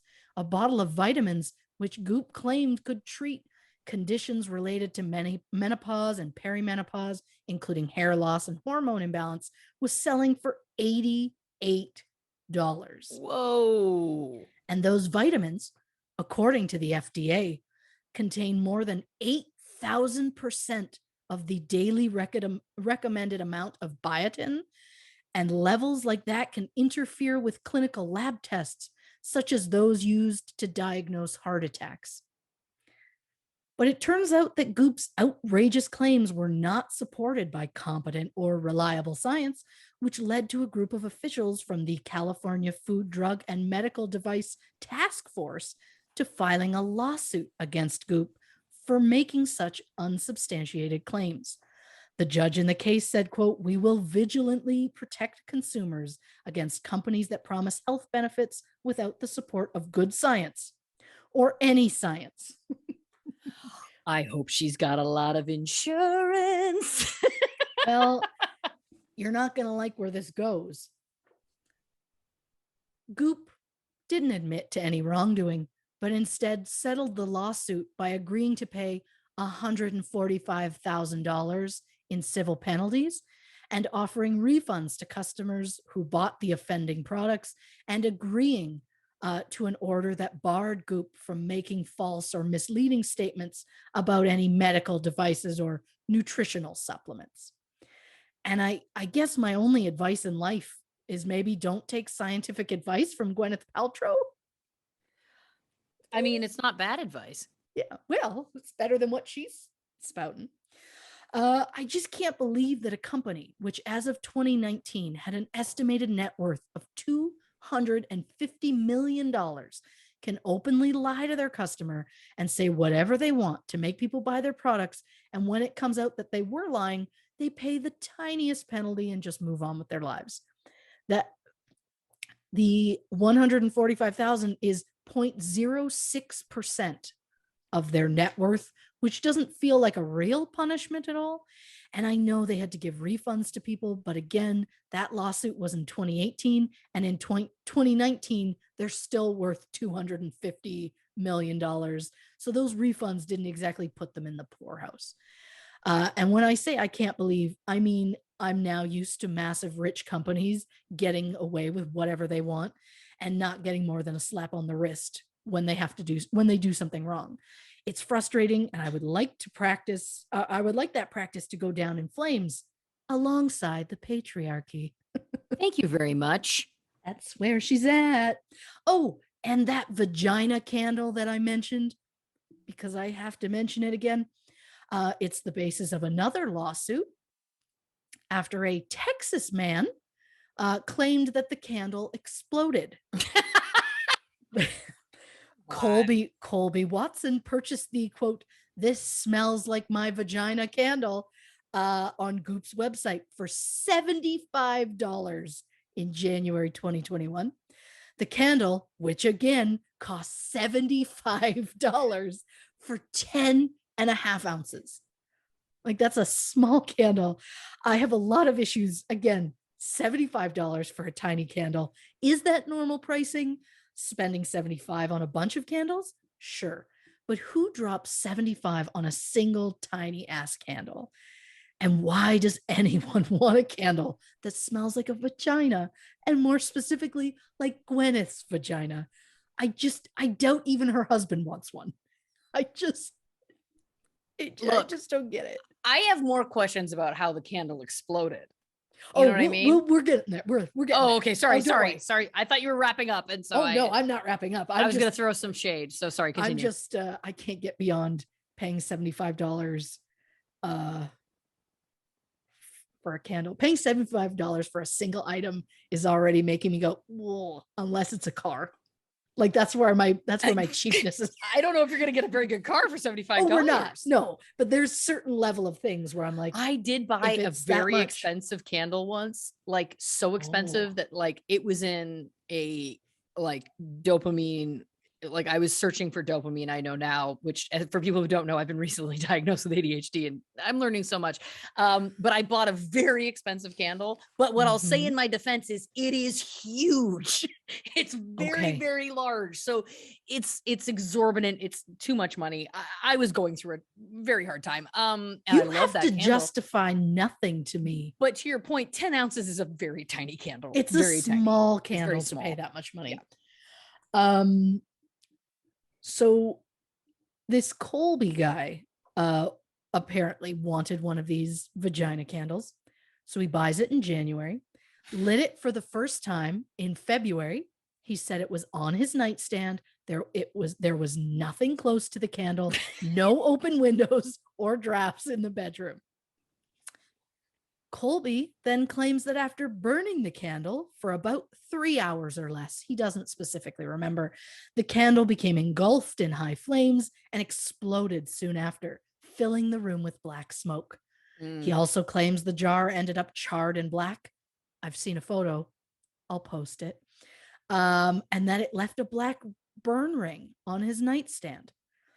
But then the guy admits that he saw on their website Goop listed a caution as to not burn the candle for more than 2 hours at a time.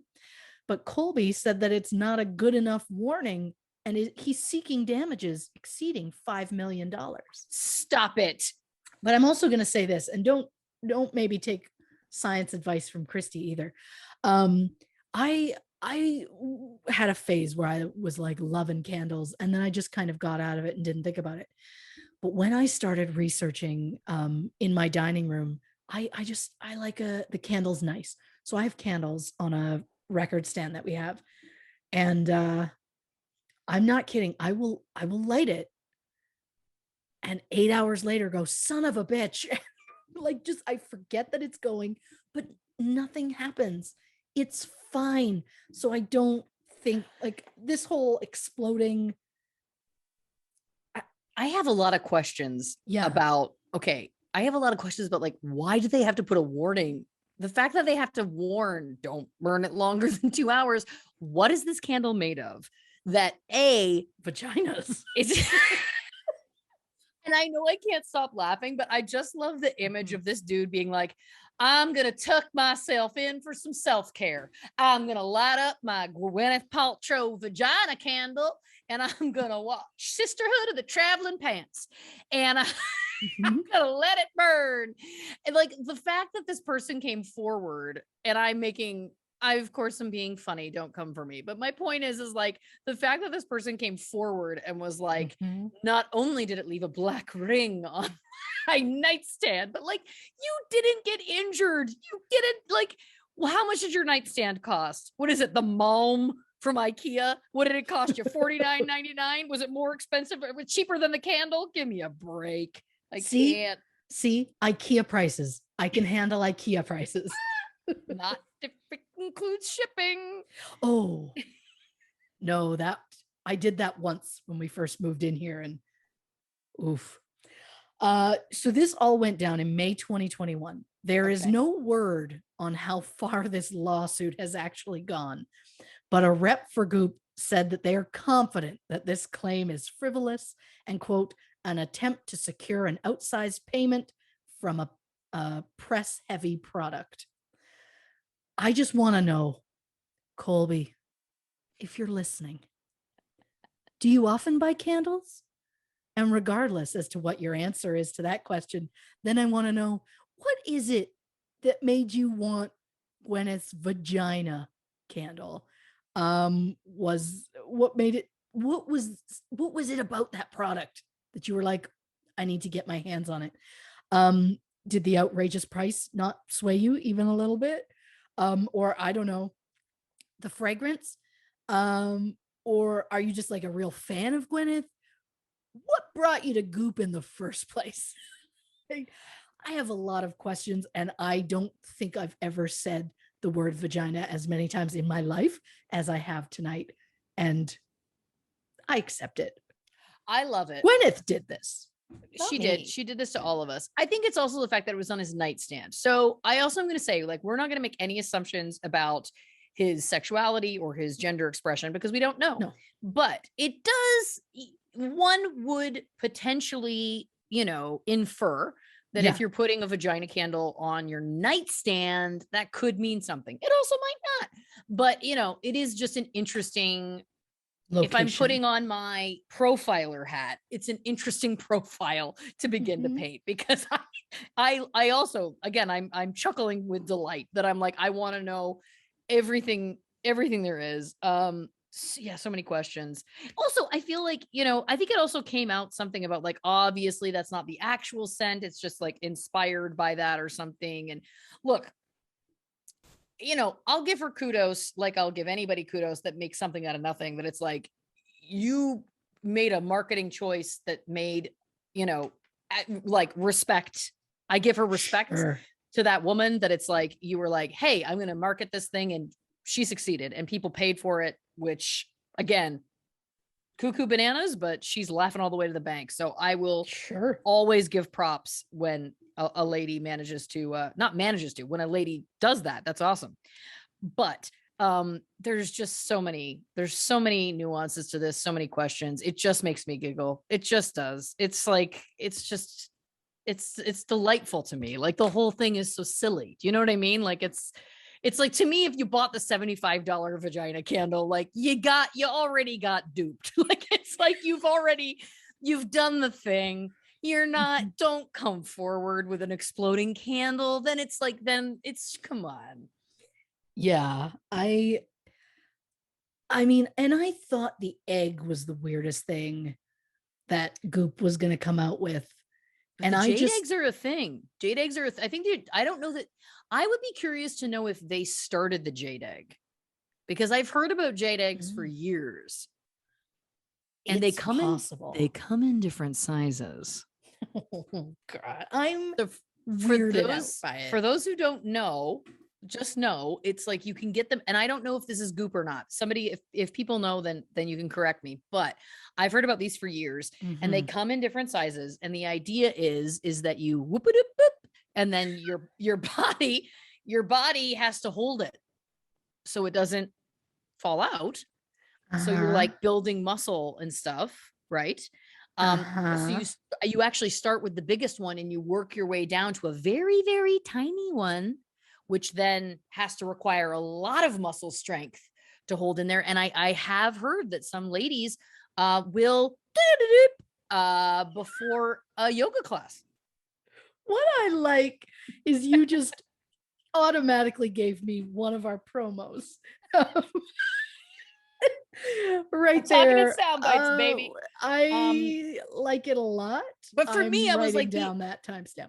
Thank you very much. Yeah. For me, the idea that I would have to engage my pelvic floor internally to try and hold on to, because for those who don't know, like a jade egg, we're talking like a solid crystal. So if you've ever had rose quartz or anything, like a solid, heavy crystal, like they're solid and heavy. So it is, I mean, it's, I've never personally experienced a jade egg, but I'm just saying, like, the idea of and then trying to do a yoga class, like, God bless you. If you can do it, I mean, amen to you. Again, you do you, Lady Jane, because that's, I don't have a bear trap. I'll say that much. I am envisioning the two of us being like, we should try it. Sorry, I just took a mouthful of wine as you said that, and I could not talk. Yeah, like this is being in the lineup at Target. Some women wear these to yoga classes. We just try to do a Target run. And us walking through the parking lot like we're babies with something in a diaper. And I just envision us in this lineup, and we're standing there, and it's dead quiet, and then you just hear it hit the floor. Oh, and then we both just like kick it with our shoe to hide it under somewhere. Just go, just walk away. I'm like, but they were $75. Yeah. It's only 10 ounces. Oh God. Yeah, I can absolutely foresee this in our future for sure. We're gonna definitely try it out. I mean, the sound of like a marble hitting the floor, and we both just it would be a thud. Well, we shouldn't be wearing a dress. I don't know why we are in my vision. I just like the idea of the sound happening. We make eye contact because we know exactly what that means. And suddenly it's like, oh, we're in trouble. Like I can barely go to the store and come home without peeing. So how am I gonna maybe the jade egg would help? Oh, how would I the idea makes me, oh no, thanks. Oh man. Well, the good news is that this podcast is run long enough that it can be a business expense. I don't know if I could even try one for the sake of the podcast, but what I would love though is to see of course tasteful, only our faces, but just the reaction of like, this is hell. We would hate every second of it. Yeah, it'd be bad. Yeah, there's no interest in that at all. So I'll see you on Tuesday when we're gonna do it together. It's gonna be great. I like just the full crying. And the great thing is we're gonna need that release, because the next one's not as bad, but then after that we're really getting into the we're getting into the stuff. But you and me, even a McDonald's, and they ask us, and as they're taking our order, they hear that like as it's hitting the floor, and we have to try and keep still our faces of just like, oh, and then because we don't want them to know it was us, we do like everyone else and go like, weird, and look around, and we're like, what was that noise? Like, weird, like that's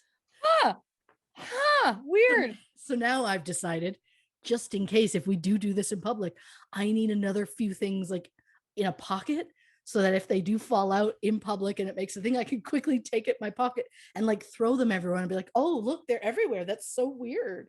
You're literally going to have a pocket full of marbles that you then scatter on the floor. Maybe pebbles or something. Marbles feels like we're trying to make people slip and fall. Right. We're going to have to collect the jade eggs if they fall out, because I can't risk a lawsuit. If someone turns their ankle on my jade egg, I could get badly sued.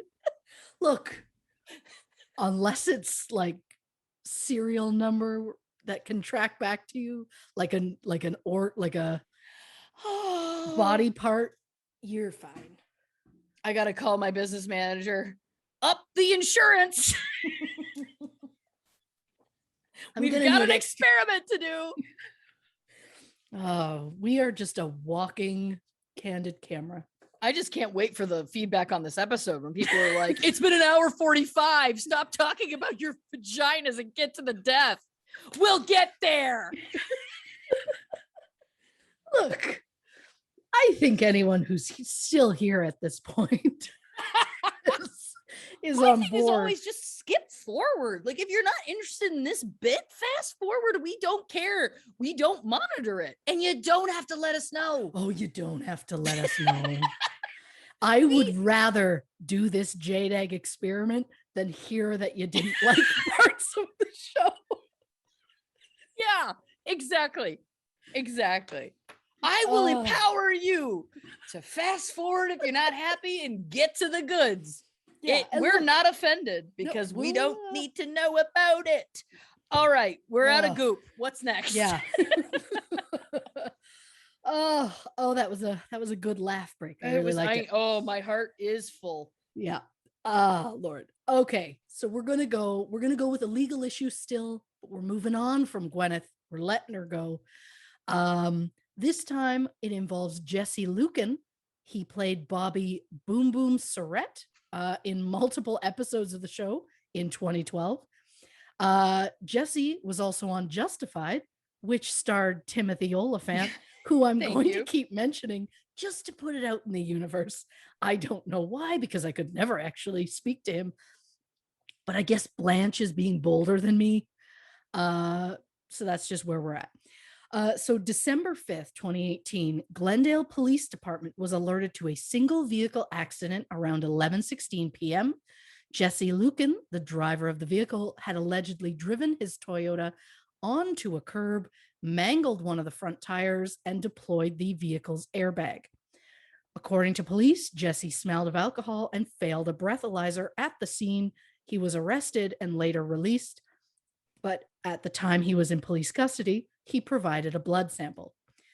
3 months later, in March 2019, Jesse was officially charged with one misdemeanor count of driving under the influence and one misdemeanor count of driving with a 0.08 blood alcohol level. His arraignment was set for 2019, and yet no information has been posted about it since.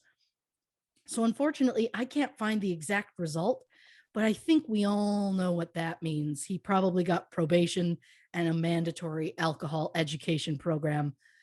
But I hate that I didn't know. We're just going to have to accept that. The fact that there wasn't a big thing about it means there wasn't a big thing about it. He got off with a slap on the wrist. Right. But we are getting now to the part where now I'm going to feel bad about laughing earlier, but no, take the joy where you can get them. Yeah. We are in the death part of our death and gossip topic. There is still a bit of gossip, peppered in some of these, so not all hope is lost. Of course. I debated about the best order to do this in, but ultimately decided we're just going to tackle it in chronological order and hope for the best. So Corey Allen Michael Monteith was born May 11th, 1982 in Calgary, Alberta, Canada. Thank you. After his parents' divorce in 1989, Corey was raised by his mother in Victoria, British Columbia, also in Canada. Mm-hmm. At this point, Corey saw less and less of his father due to military service. So around the age of 13, Corey started to act out in school and was admittedly using alcohol and marijuana. After attending 16 schools, including alternative programs for troubled teens, Corey dropped out altogether at the age of 16. At this time, his drug and alcohol dependency led him to stealing money from friends and family in order to fund his addictions. His mother staged an intervention when Corey was 19, and he entered into a rehab program. It seems as though everything had turned around for Corey, as in 2011, he received his high school diploma. Corey worked various jobs such as cab driver, mechanic, roofer, Walmart greeter, and a drummer for various bands. But then he started an acting career while in Vancouver. He had minor roles in movies such as Final Destination 3 and a recurring role on the TV series Kyle XY.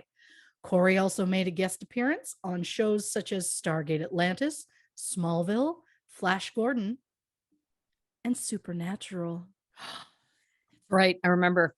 And that magic word means a supernatural side note. Carry on my way on. I live for it. Every time I hear it on the radio, just a low, long tear. I made the assumption that the mere title of the show would pique interest to the two of us. They have so many fans everywhere, but I don't think it overlaps. It doesn't matter. I did see recently in the Discord that some people have started watching Supernatural because we don't shut up about it. Oh, bless. So also, for those who don't know, we have a Discord. We don't 100% understand what Discord is or how it works. No. But if you go onto Instagram, there is a True Crew Discord account, and they'll help you learn everything you need to know. Yes, because I don't know where it is or what it is or how to get there, but they know. They know. And it's a chat community, I believe, to connect with people, I believe. And it sounds very nice. Like I love that stuff. I just you know, I don't know I'm not tech savvy. Oh God, I don't know where it is or how to get there. Like it's basically the dark web to me. that's where we're at. So apparently Corey was in the Wendigo episode, which was season 1, episode 2. Part of me debated about rewatching it as I worked on my notes, but that's a slippery slope, and the sight of those adorable fresh-faced Winchesters would cause me to go down a rabbit hole that would end up with this episode ending right here because I would have no more notes. Of course. I can't accept that. So just know that I put Supernatural on the back burner for this.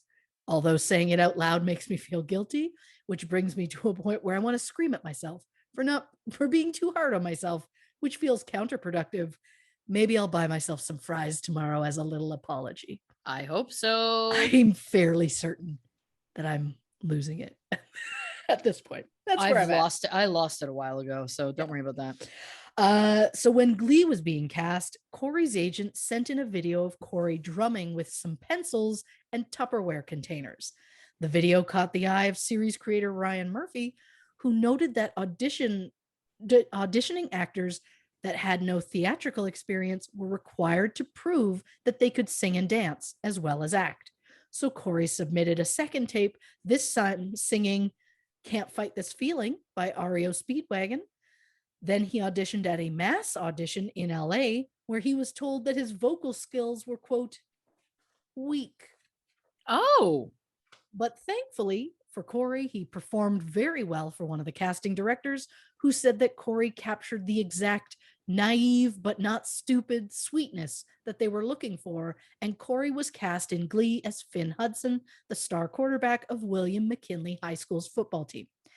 And while Finn is the popular jock dating the head cheerleader Quinn Fabray, played by Diana Agron, he risks alienation from his friends by reluctantly joining the school's Glee club, and he ends up loving it.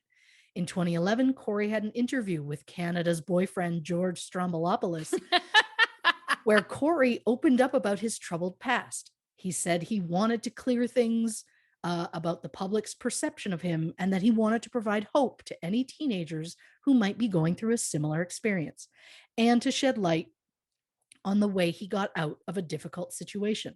During the interview, Corey stated, quote, "For me, it wasn't so much about the substances. It was more about not fitting in. I hadn't found myself at all. I had no idea who I was. I had no idea where I was going. And all of a sudden, I was like, I'm going to be this bad kid, and other kids are going to think, oh, he's cool, and they'll want to hang out with me. It was just influences from watching people around me, and it was a lack of not really having a self-image at the time." Corey's mother, Anne McGregor, admitted that she had taken her son to rehab for the first time when he was 15 years old, and again when he was 19. She said, quote, "He tried to keep everything from me because he loved me and wanted to protect me. He was just always so curious, and the darker world just drew him in." Fellow cast member Naya Rivera said that when she first met Corey, he was very straightforward about his past, and that as far as she knew, Corey was totally sober up through season 3. Although, according to Corey's mother, Anne said that Corey began using drugs again after he landed his role on Glee. She said, quote, "He wasn't ready for the Hollywood world. Drugs were his way of checking out." On March 31st, 2013, Corey once again entered himself into a treatment facility for substance abuse after an emergency intervention on the Paramount lot.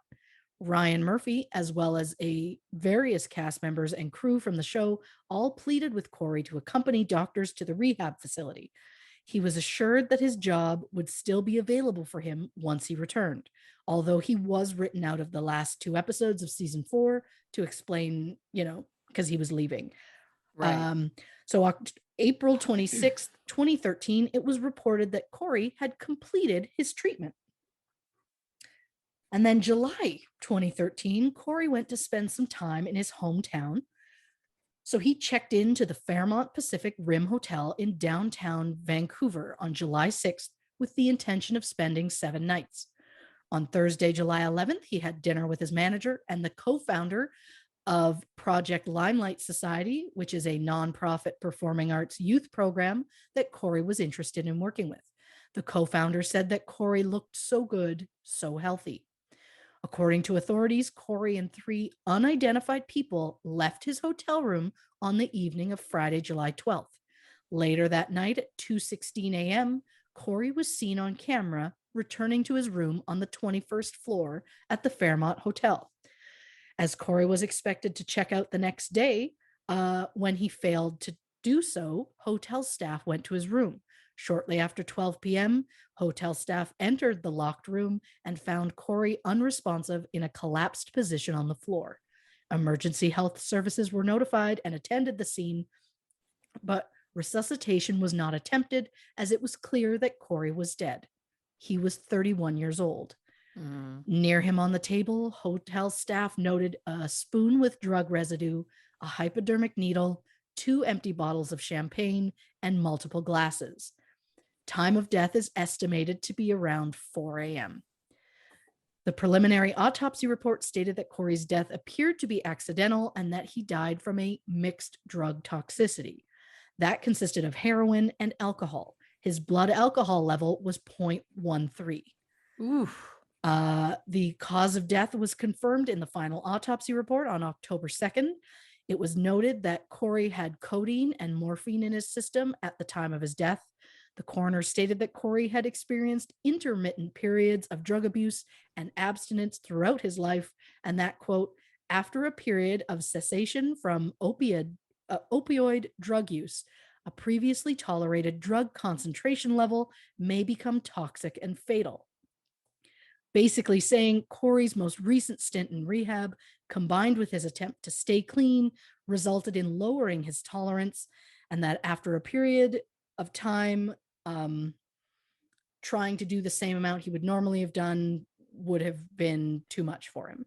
Right. Not to mention the fact that heroin and alcohol are both central nervous system and respiratory depressants, which means they cause sedation and ultimately sometimes death.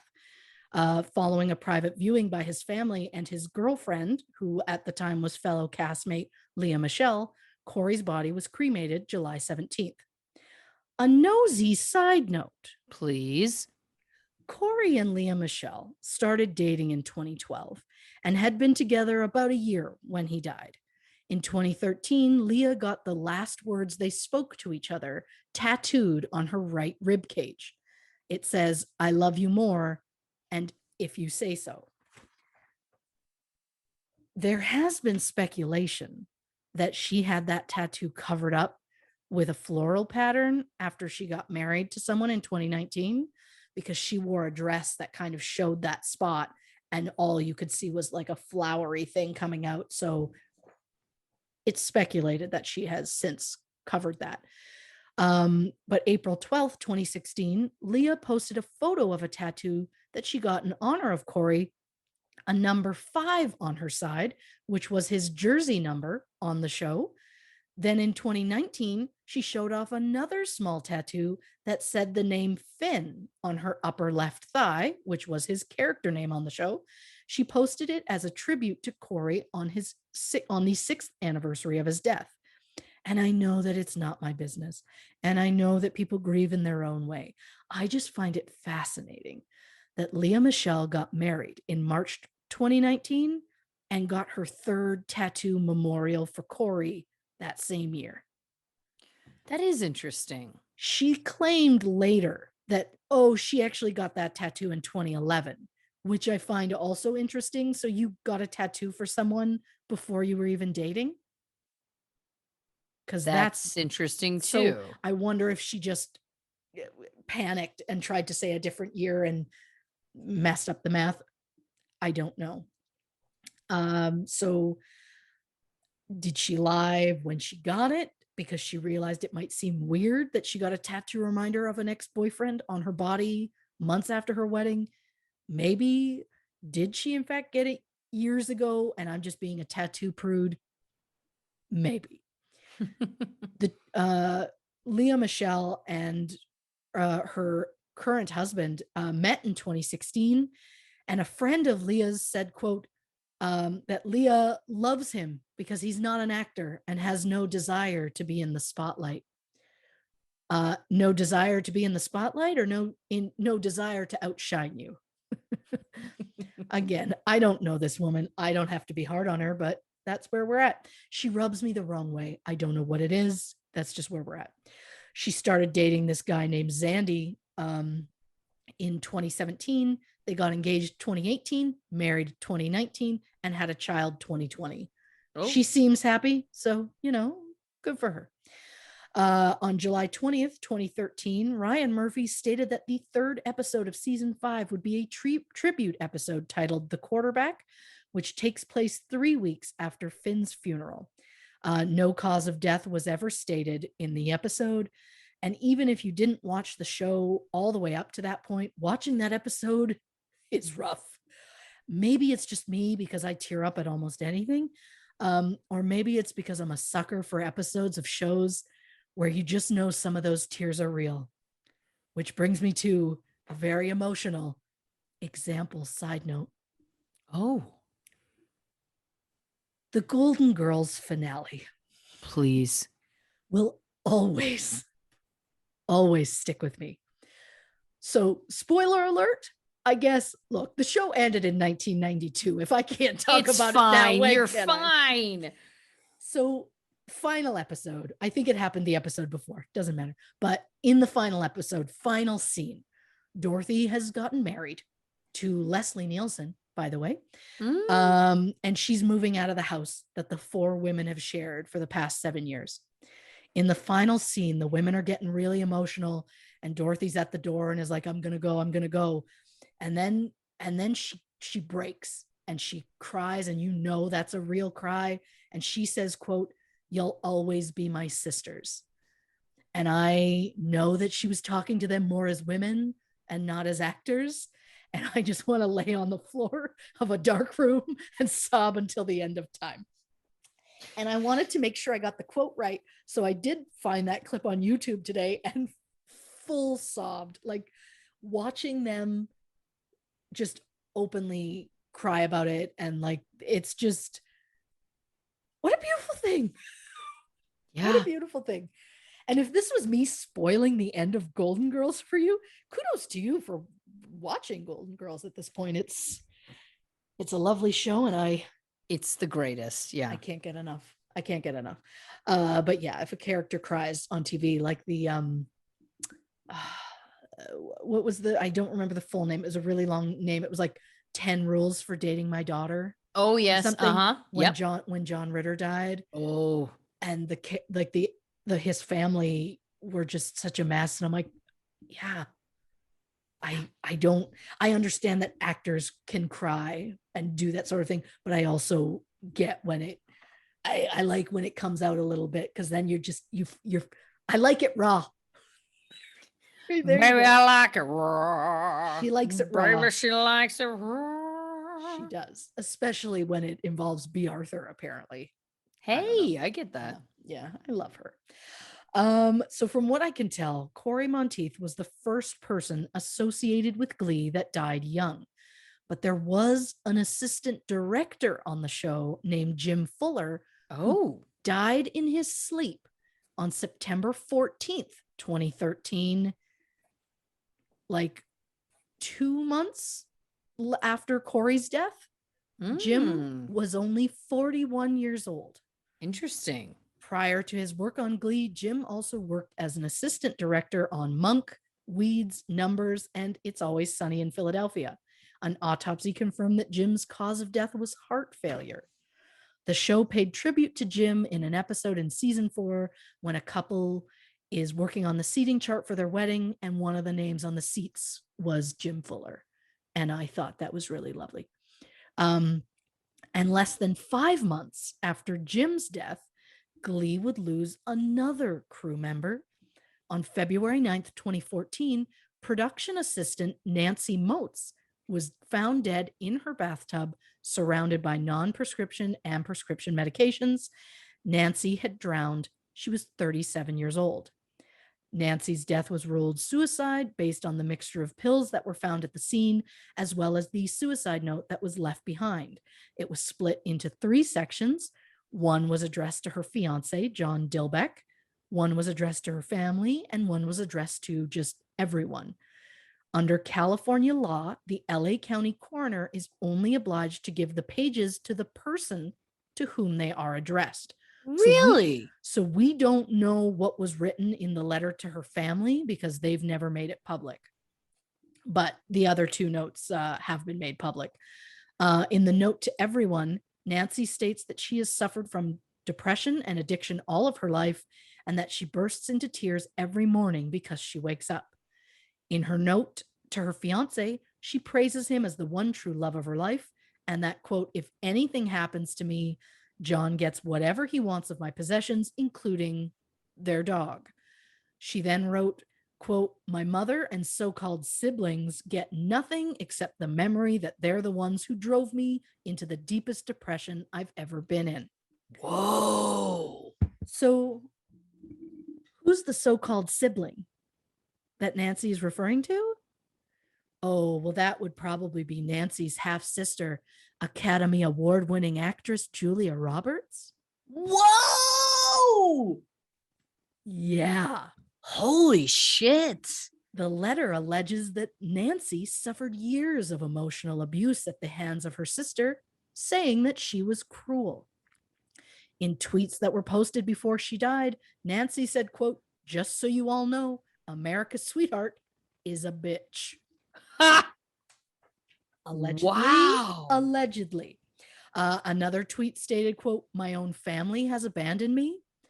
Apparently, Julia and their mother did attend Nancy's funeral service, where witnesses say Julia gave the eulogy that was described as bizarre.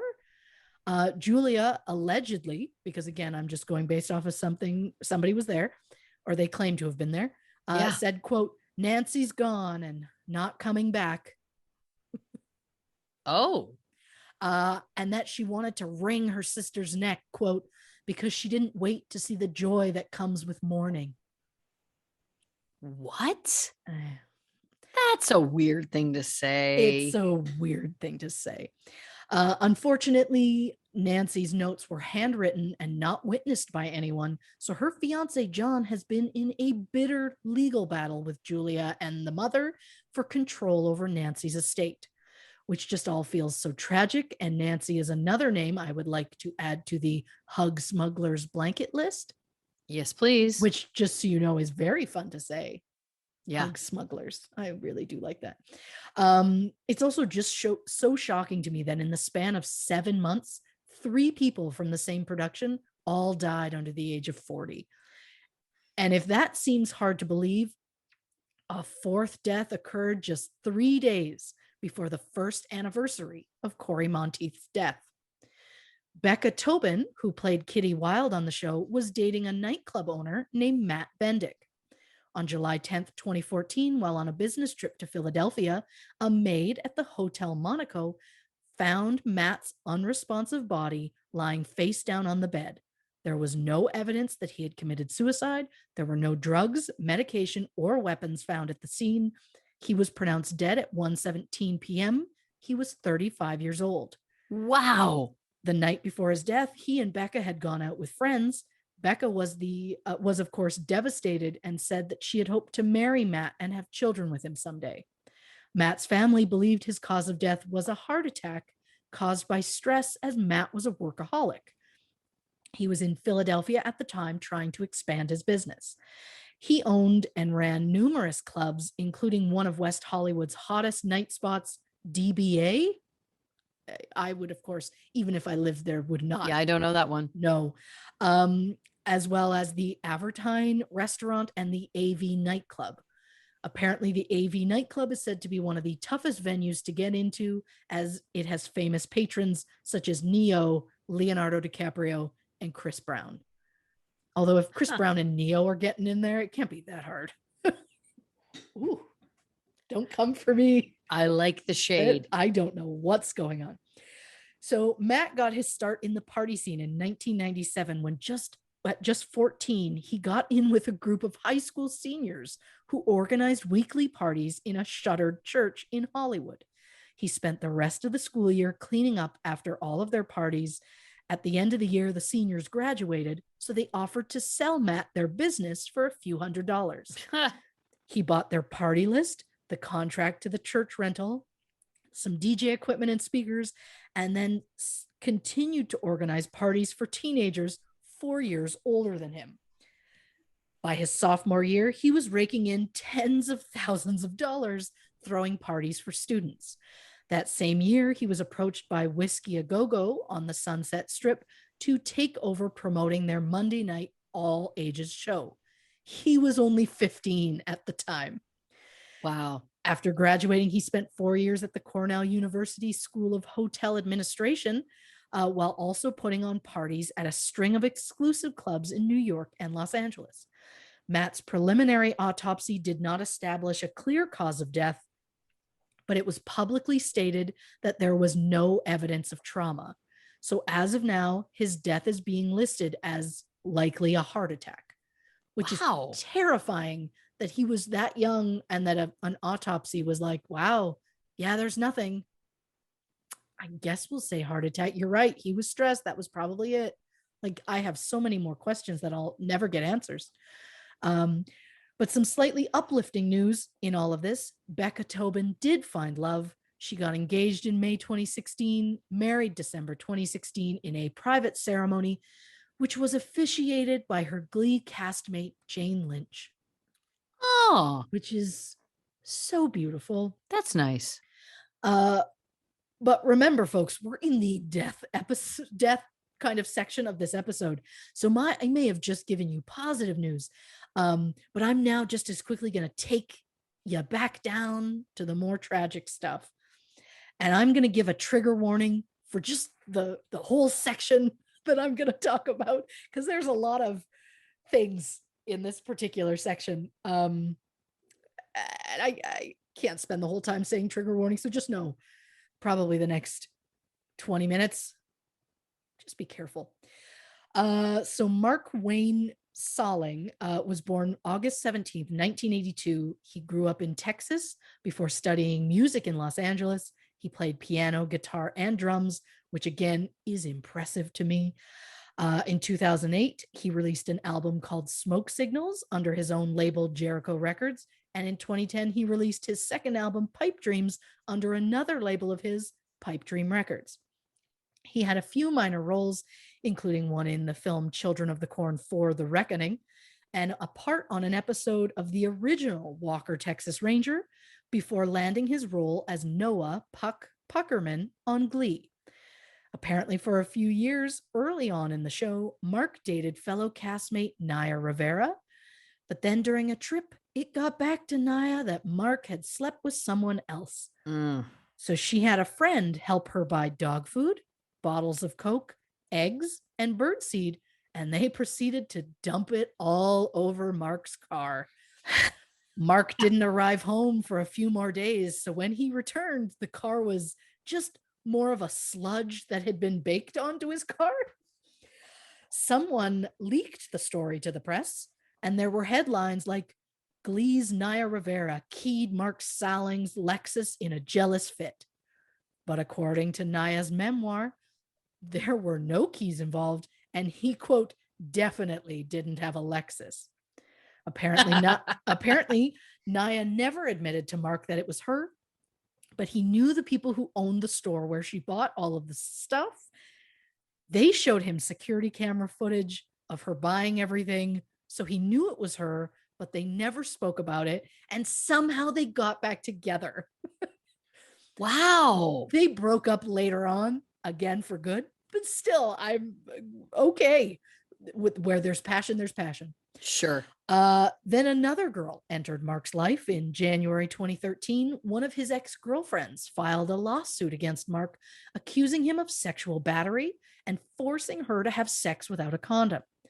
The lawsuit referred to incidents in 2011 When the ex went to Mark's house to confront him about the emotional distress she endured over worries that she may have contracted an STD from him, she alleges that he grabbed her and threw her to the ground, which injured her knees.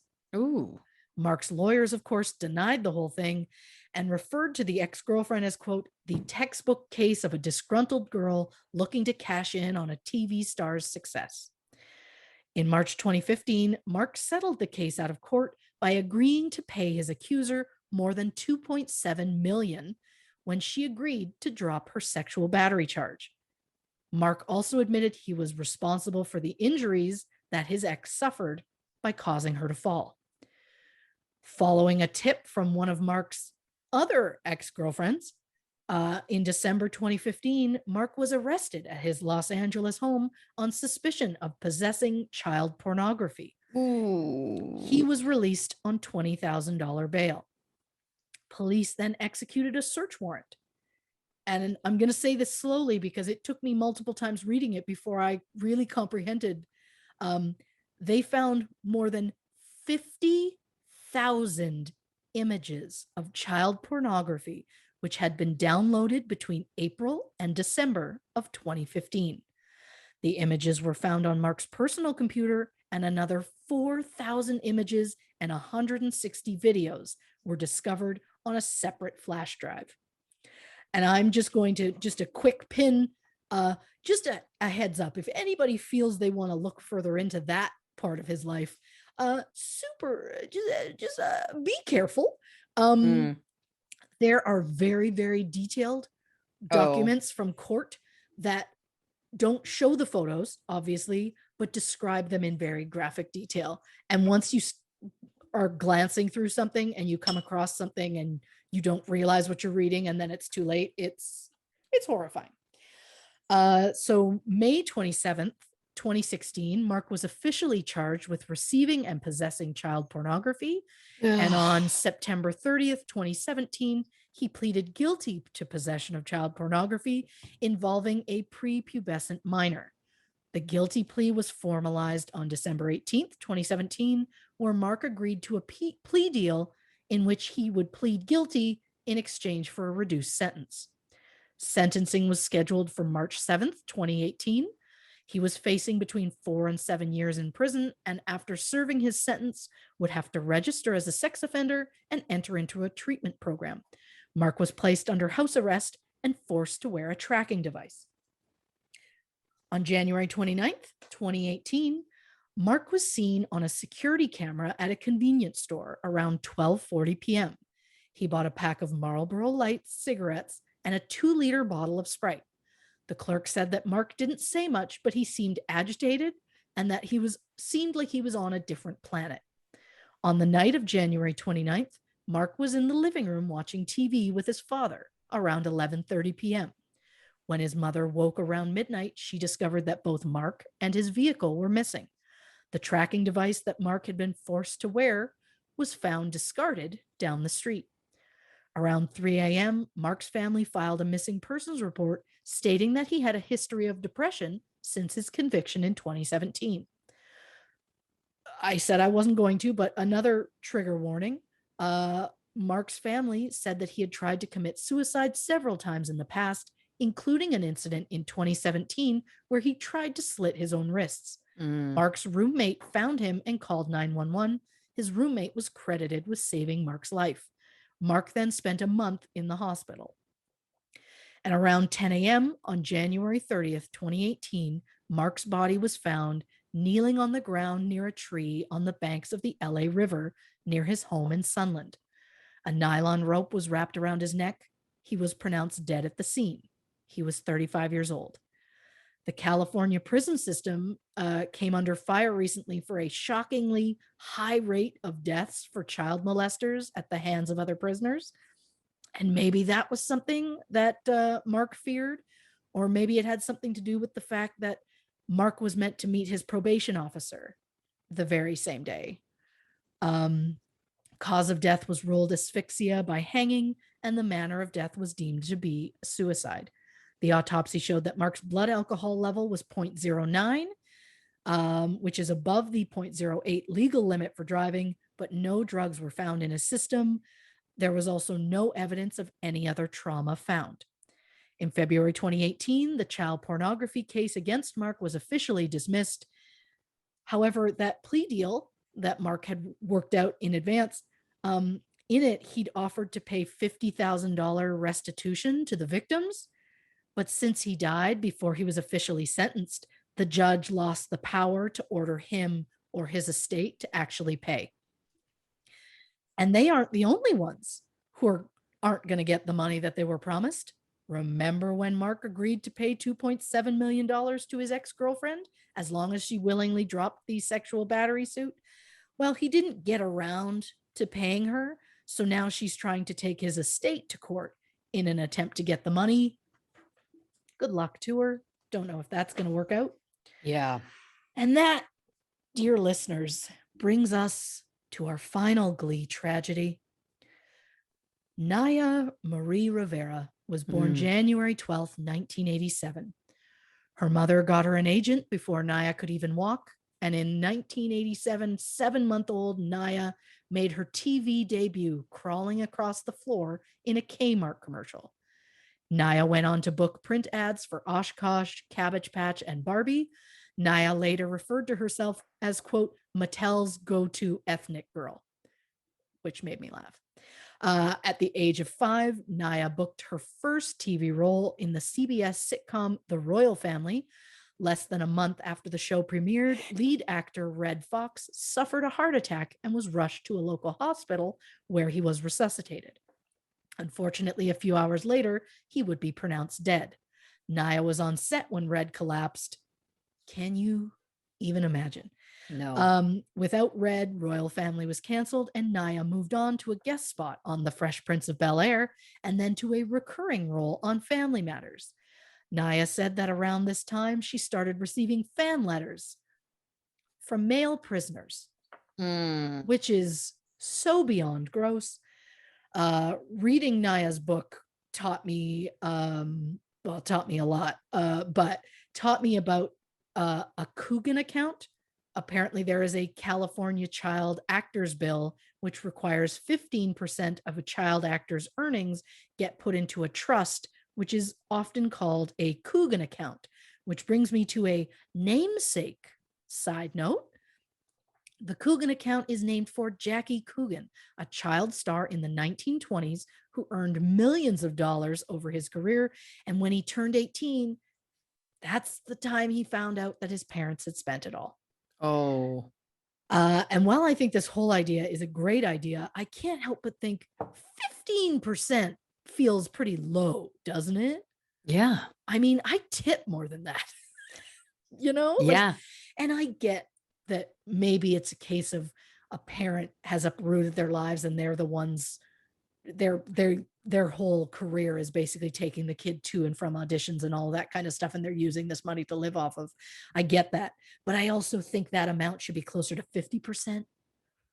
But again, that's, I have other things I should lobby for first. Lobbying. I'm gonna lobby now. Oh, I like that. That's where we're at. Naya said that when she turned 18, thanks to her Coogan account, she was able to get breast augmentation surgery. She said she never regretted it for a second. And if it makes you happy, go for it. If it makes you happy and it doesn't do something negative to somebody else, unless they deserve it, go for it. Go for it. Naya apparently auditioned for, but didn't get parts in The Cheetah Girls, the Bratz movie, and she auditioned for Vanessa Hudgens' part in High School Musical. Oh. But a role that she did get after auditioning with a rendition of Emotion by Destiny's Child, Naya booked the part of Mean Girl cheerleader Santana Lopez on Glee. Which brings me to a very quick song side note. Oh. Emotion was originally performed by Australian singer Samantha Sang.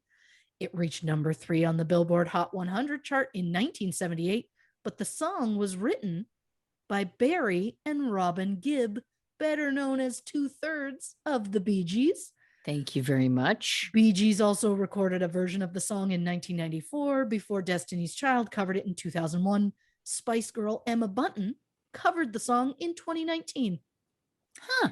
And make a note, any dear listeners that like some sort of weird trivia facts. I don't know if I've ever mentioned it on the show before, but episode 46 apparently is when I admit to the people my lifelong, deep-rooted love of the Bee Gees. I don't know if I've talked about it before, but it was always playing growing up, and I have such a love for them. And I will be honest, I have shed tears of the two brothers passing since. So when that third one, I don't know. I don't know. I don't think you've ever mentioned it on the show. I just know it. That's why I'm nodding emphatically. Oh, of course. Yeah. I assume there's going to be nothing I say on this show that you're like, oh, I didn't know that about you. I know there have been a few things. But I'm not going to, a jade egg. You know that much. I look forward to the challenge when we do. I've already gone from like, oh, I would never, to I guess it's just what I do now. Yep. So that's just where we're at. So sorry. So Naya looked back on her time on Glee as mostly positive. Yes, there were issues with the alleged diva behavior of Leah Michele, but she said that overall, quote, we weren't just a bunch of actors playing a band of misfits on TV. We really were a band of misfits, and we were inseparable. Naya eventually started dating rapper Sean Anderson, aka Big Sean. Oh, yes. And it all I think he dated Ariana Grande too, didn't he? Oh, I'm so sorry. I'm so sorry. I'm getting ahead of you. Big Sean and Naya started with a slide in the DMs, which is the most hip thing I've ever said. And now that has undone the hip thing that I've ever said. One day in 2013, while bored on set, Naya tweeted something about a song of his. He responded by DMing her, saying he was a big fan of hers. He didn't watch Glee. Stop it. Yep. One thing led to another, and soon the couple was dating. They got engaged in 2013, but broke up in April 2014. Naya claims that it had to do with Big Sean cheating, allegedly, with Ariana Grande. Ooh. Allegedly. Okay. That was a part in her book that I did laugh, because it was like, I can't say the name, but it rhymes with Shmarianda Mande. Like it was, yeah, there was a lot of sass in that book, I'll tell you that. In 2010, Naya briefly dated and then split with an actor named Ryan Dorsey. And you know that if I mention an actor, I'm going to hit y'all with an IMDb side note. Thank you. Ryan Dorsey had minor roles in Parks and Rec, The Vampire Diaries, and The Mentalist. And you know what else he was in? The show that made Westerns sexy, Justified, starring Timothy Olyphant. And I swear I had no idea that Justified would come up as many times as it did. I also apologize for saying that Westerns are sexy in any way. I'm underslept. So Ryan and Naya allegedly split due to the fact that Ryan's own family said he was a playboy. Cut to 4 years later, Naya and Big Sean break up, so Naya and Ryan reunite and decide to get married in Cabo San Lucas, Mexico on Ryan's 31st birthday in July 2014, just 2 months after her split from Big Sean. But if they're happy, forget about the timeline. The couple welcomed their son, Josie Holliff Dorsey, on September 17th, 2015. Unfortunately, things kind of then started to take a downturn for the couple. During the Thanksgiving weekend of 2017, Naya and her husband, Ryan Dorsey, had a disagreement. The argument escalated and turned violent when Naya, who had been drinking, allegedly physically attacked Ryan by striking him in the head and bottom lip. He called 911 and told the dispatcher, "My wife is out of control." When police arrived on scene, Naya was arrested and charged with domestic battery. The charges, however, were dropped in January 2018. The prosecutor dropped the case after Ryan decided not to press charges. Weeks after the incident, Ryan filed for divorce. Naya had apparently filed in 2016 and then changed her mind. In June 2018, their divorce was finalized and the couple agreed to joint custody of their 4-year-old son, Josie. On July 8th, 2020, Naya rented a pontoon boat with Josie.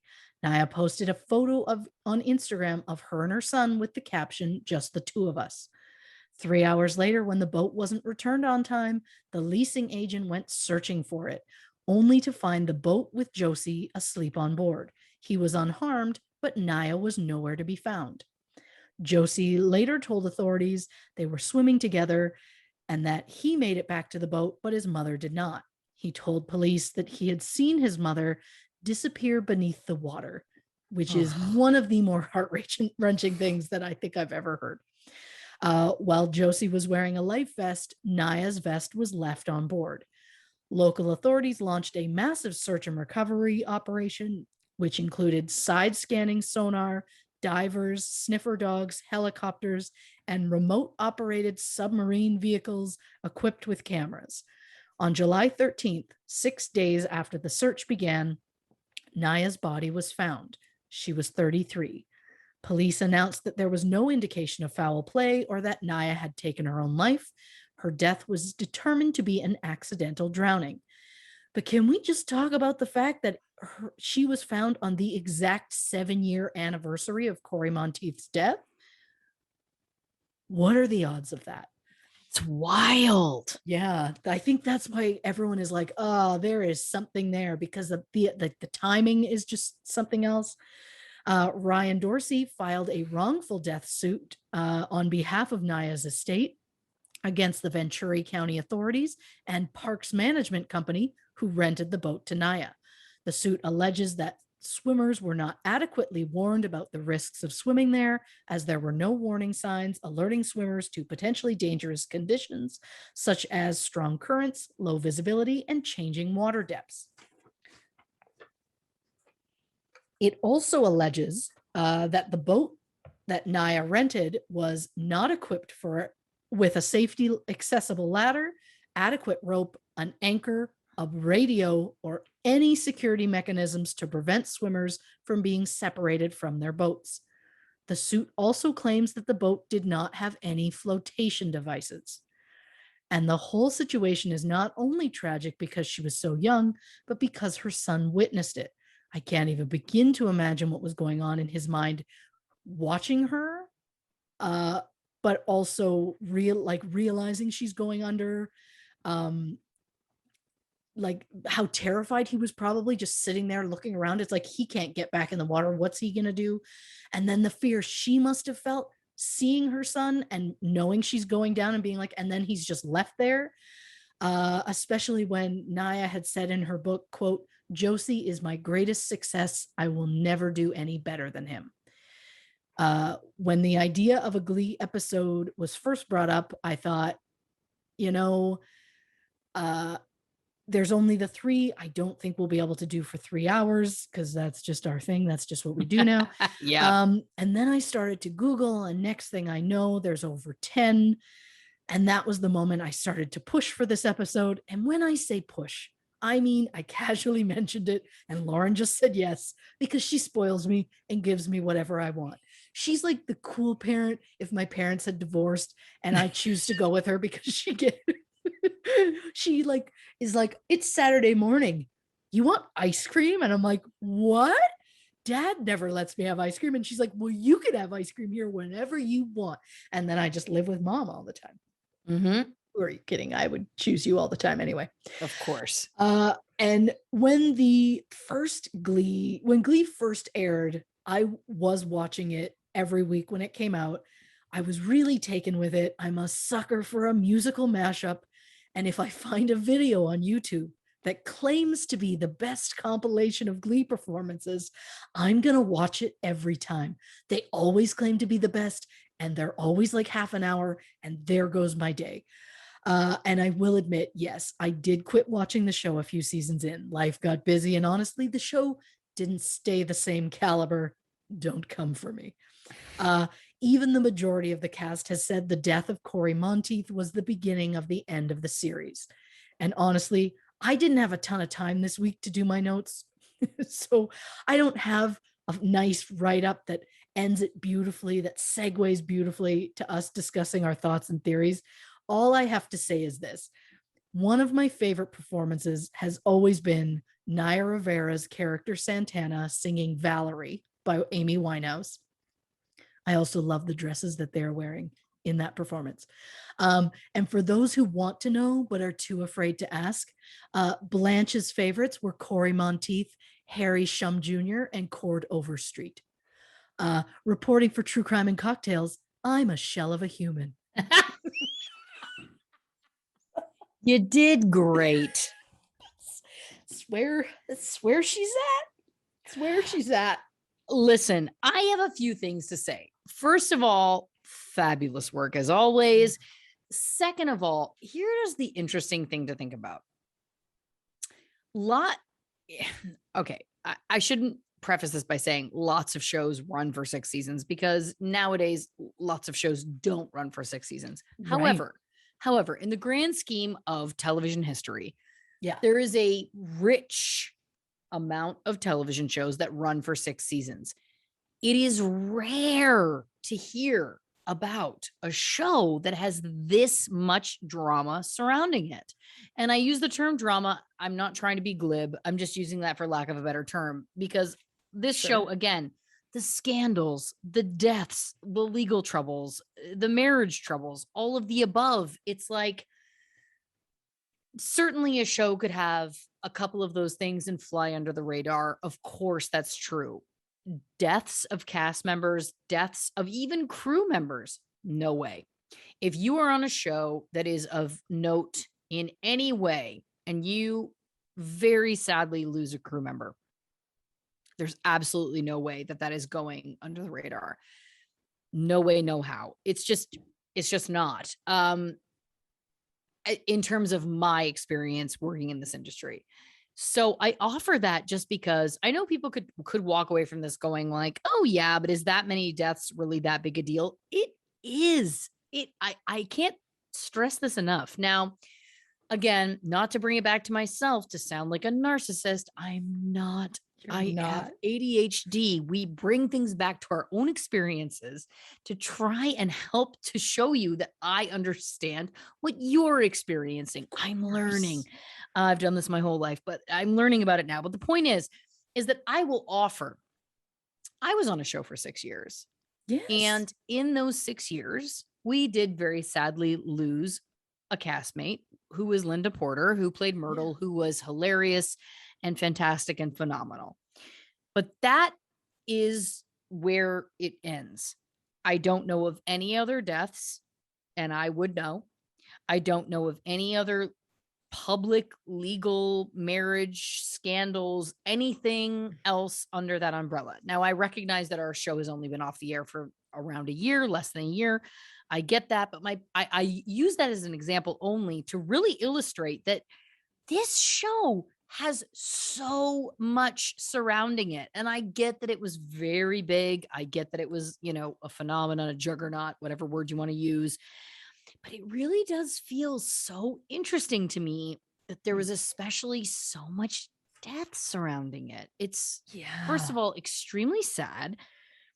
But ADs and PAs, I wanted to talk about that for a minute too, as somebody obviously who, again, works in this world. ADs, assistant directors, you're with them every day. PAs as well. You're with them every day. So to lose an AD, to lose a PA, it's a huge deal. Like I hate change. And so our AD team and PA team knew that. So if someone was going to be away at any point during the filming of Superstore, they would always come to me ahead of time and be like, Lauren, just so you know, someone's going to be away. And I would be so grateful because I was like, thank you. And listen, not that I would be like a monster or something if I showed up one morning and my normal people weren't there, but it was more just that I love everybody so much that then I was like, I just want to know if you're not going to be here because I don't like my routine being disrupted. Again, I have mental disorders that I've been diagnosed with. I'm doing great. But my point is, people were always very kind. It was always also a very endearing, cute thing that we would always do. I illustrate this again only to offer that if we lost an AD or we lost a PA who had been with us even only a season, it would be, I mean, it would be huge. Like this is not just like, oh, it's, somebody who works in accounting that I've never met before or what have you. Like that is a integral role to making a television show. So when we're talking about multiple actors, multiple people connected to creating a show, all passing within this time, within, a relatively short time frame, all connected. Yeah. Listen, again, I'm not going to go to the Richard Ramirez place. Don't worry. I'm not going to go into astral projection territory. I'm not going that shit. But I only offer this as like, and I'm not saying like, do I think it was cursed? Do I think that's whatever? I don't know. I don't know if that's what it is. Do I think it was under a larger microscope than other shows? Of course. But I just think that this defies that a little bit because again, death is so extreme. And again, I use my show only as the example that having this many deaths, having 6 deaths, I think we counted. I think you counted, if that's correct. Yeah. Connected to the show in a relatively short amount of time. I know it was a little bit of a longer amount of time than we've had around Superstore, but still, that's extreme. That's a lot of people. 6 people out of, 150, 170 are usually the amount working on a TV show at any given time.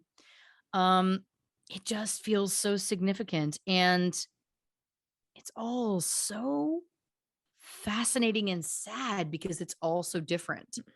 Corey's death versus Mark's death versus Naya's death. Again, all very different tones, different feelings. These all bring up different things for all of us, right? And then when you start to bring in the other things, do I think personally, and I'm going to go there, do I think it's possible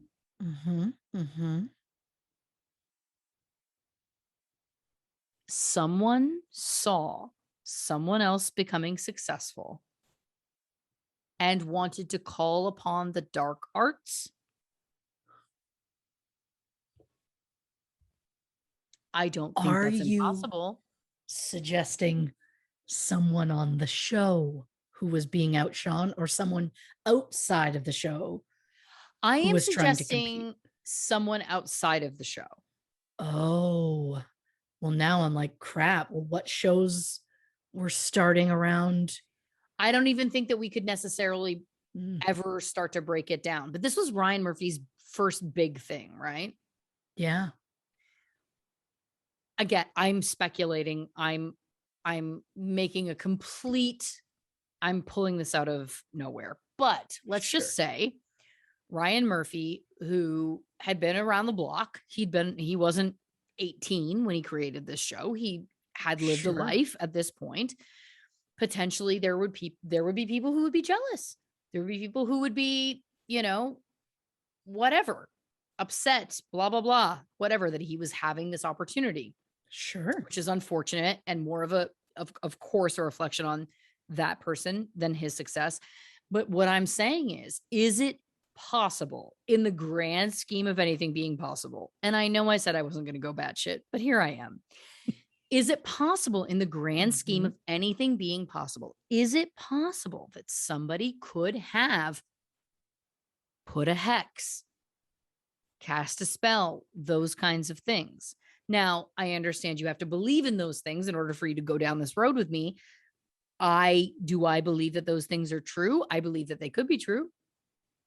I believe in energies. And do I believe that people could be powerful enough to manipulate energies? Sure, I do.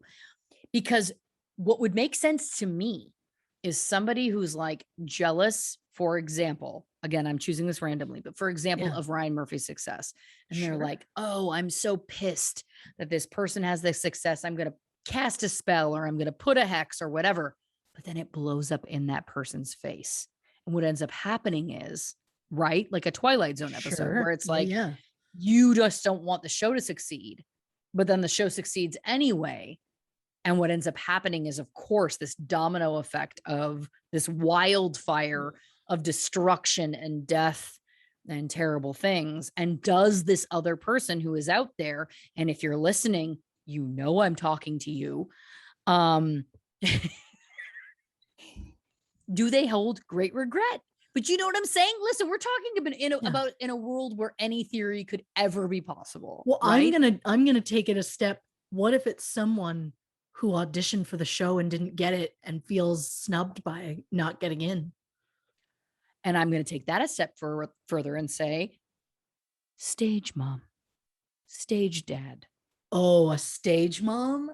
100%. They are next level. I want to Not recommend all are negative. Of course, but I want to recommend a documentary right now. It's called Camp Hollywood. Okay. No, it's not called Camp Hollywood. What am I doing? I don't know, I'm into the booze. It's called The Hollywood Complex. For anybody listening, this is a documentary I cannot recommend enough. It is a little bit older right now, but it focuses on this one kind of hotelish property.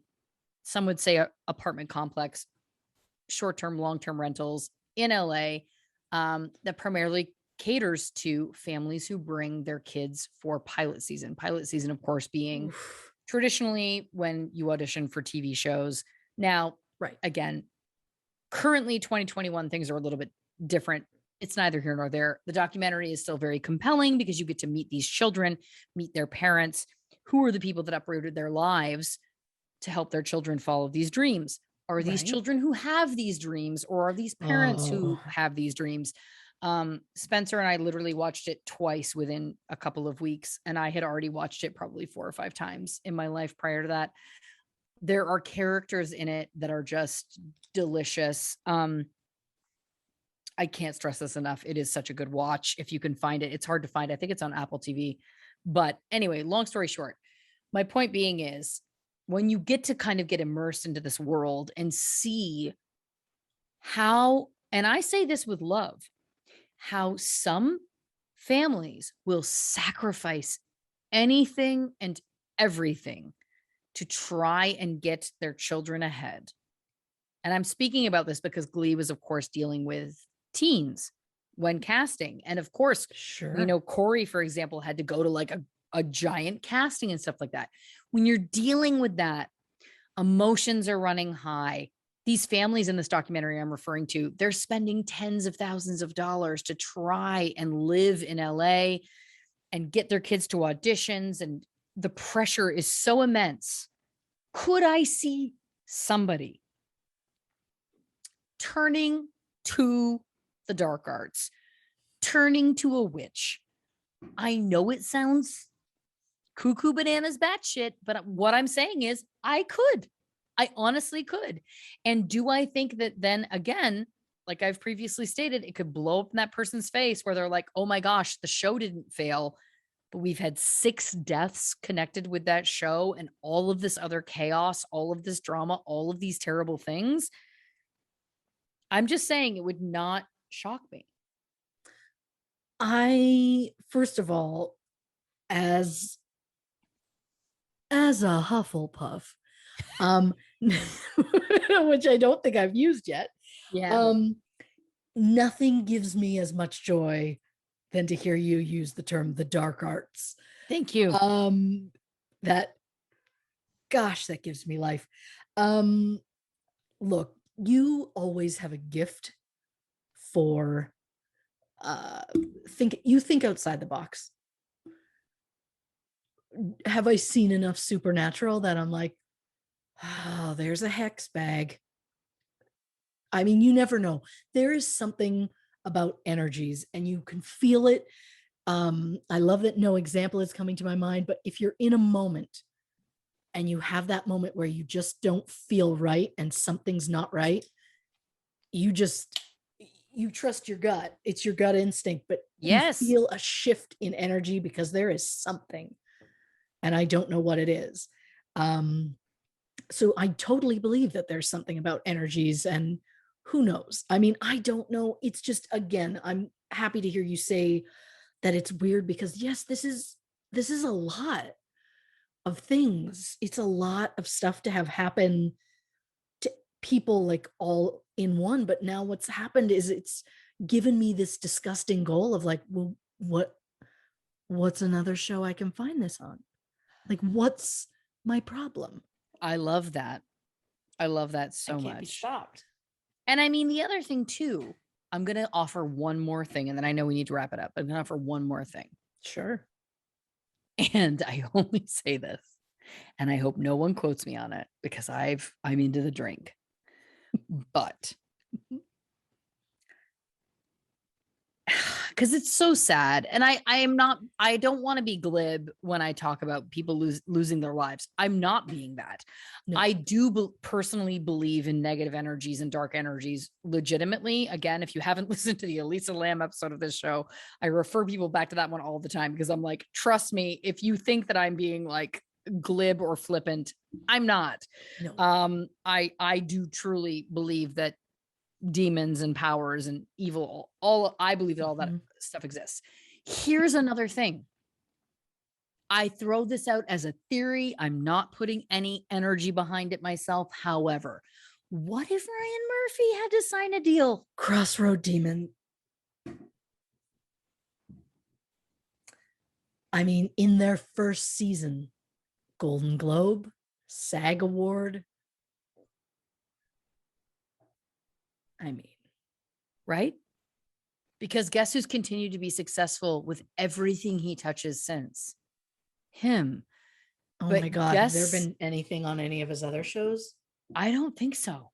Interesting. But guess who's going to find out? You. But you know what I'm saying? Yeah. Like, was it one of those things where it's like, I will do anything to get this show made. I will do anything to, and listen, again, for those who are listening, who are like, you're losing it. I'm not suggesting that that means that you're like calling upon Satan. That's not what I'm suggesting at all. No. I'm saying, is it in, who knows? Is it in whatever is happening? I sage myself. I sage this house. I talk to spirits. Like that's what I do. Like I am so paranoid about that stuff.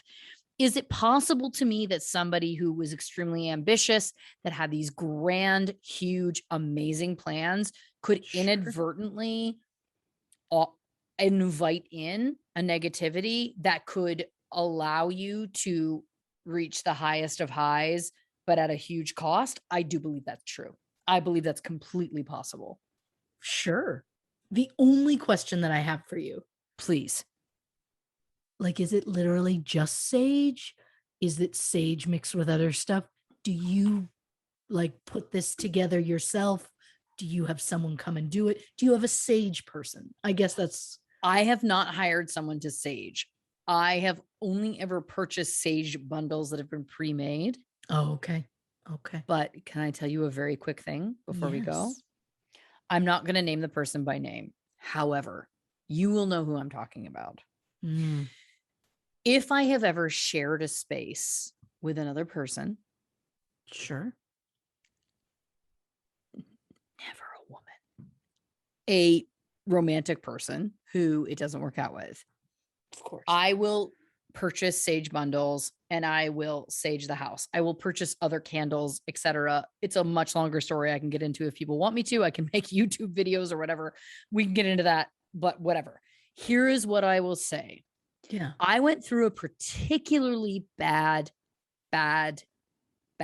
breakup with the one who we have the nickname for. You can't for. Okay. I like it specifies if it was my nickname. Yeah. And it specifies. You know who I'm talking about. Oh, yeah, I do. Here's the thing. A sage bundle is usually about like this big around. Okay. Like 2 inches in diameter. Sure. It's bound in like a kind of like an elastic thread thing. I've used them many times. You kind of burn the end, you do a whole thing, you say a mantra. There's a whole thing. Again, I can get into this in a bigger way. I don't know a lot about it, but I'm happy to educate as best I can or point people in that direction. However, it always is just like you do it.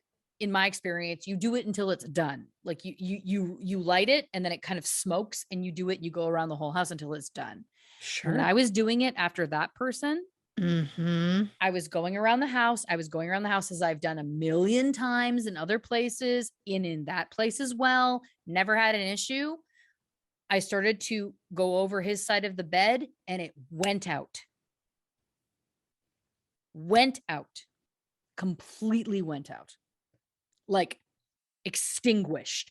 No smoke, no nothing, went out. Interesting. And that was a moment for me where I was like, energy is real. And whether you want to believe in the demons and the angels and of it all, that's up to you 100%. But energy, I believe, is real. And that was proof to me because I've done it a million times. I've never had one go out. And of course, people can school me and say, here's why. And maybe there was whatever. That person was extremely toxic, extremely abusive. And I believe wholeheartedly that that's what happened. So again, my point is that I'm not even necessarily saying that someone had to invoke some sort of grand spirit or whatever. I'm just saying, if perhaps you were open to something you didn't realize, is it possible you could have invited in that negativity? I think it is. And I think that's what could have happened. Speculating for True Crime and Cocktails, Lauren Ash. I like it a lot. Thank you. I mean, when we had the brunch, we did our one of our brunches yesterday over on Patreon. Yes. Someone, I think I still have my notes from brunch. Amanda said true crime and astral projection. And my thought was, oh, well, there's the next one. Yep. That's the next podcast. Get ready. Because somehow we have to create our own network and be every show on that network, except for the one show that we're just going to turn into maybe a TikTok, which is just us seeing how far we can walk with jade eggs. That will be the thing that makes us go viral. Just you watch. Yeah. Christy Oxborrow, your research is always unparalleled. Thank you so much for what you brought to this episode. It's truly just next level. Thank you everyone who listened to this episode. We so appreciate all of you. If you haven't already, give us a follow on Instagram, Facebook, YouTube at True Crime and Cocktails. You can also follow us on Twitter at Not Detectives. We're also on Patreon, as Christy referenced. It's a subscription service where you can sign up and get bonus episodes. You can take part in bonus live Q&As with us. Patreon.com/True Crime and Cocktails to learn more about that. Also, our website, truecrimeandcocktails.com. Anything else you need to know about us, it's all there for your disposal. Do you want to tell them about the next episode, or do you want me to? Well, I thought you should, because it's kind of your baby. You're right. On the next True Crime and Cocktails, pro wrestler China. Now I know what you're thinking. Wasn't it just an OD? Isn't that just an open and shut case? You're going to have to tune in and find out.